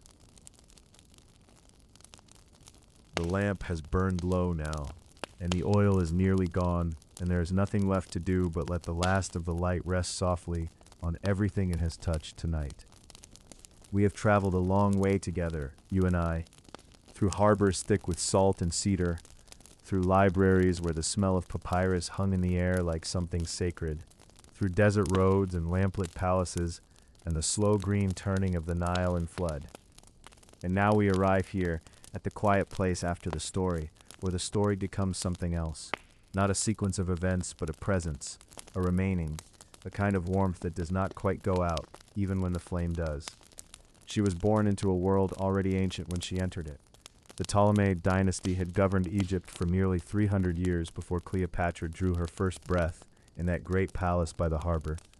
And the civilization she inherited was older still, by thousands of years, older than memory, older than any word we have for old.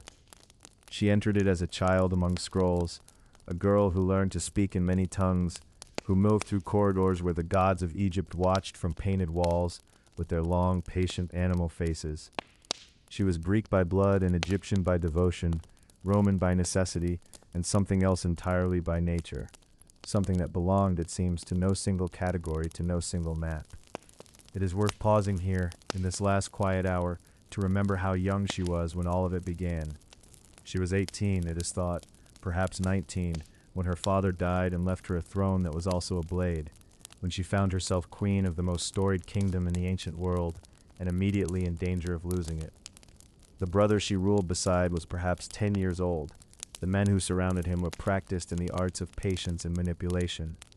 And still she endured, and still she planned, and still she understood, as she always seemed to understand, that the world responds to those who know how to enter a room. That entrance, the one across the darkened harbor, wrapped in cloth, carried in quiet, it is said to have been a roll of carpet or a linen sack, something ordinary enough to pass through a checkpoint, something undignified enough that no queen should ever have consented to it. And yet she did.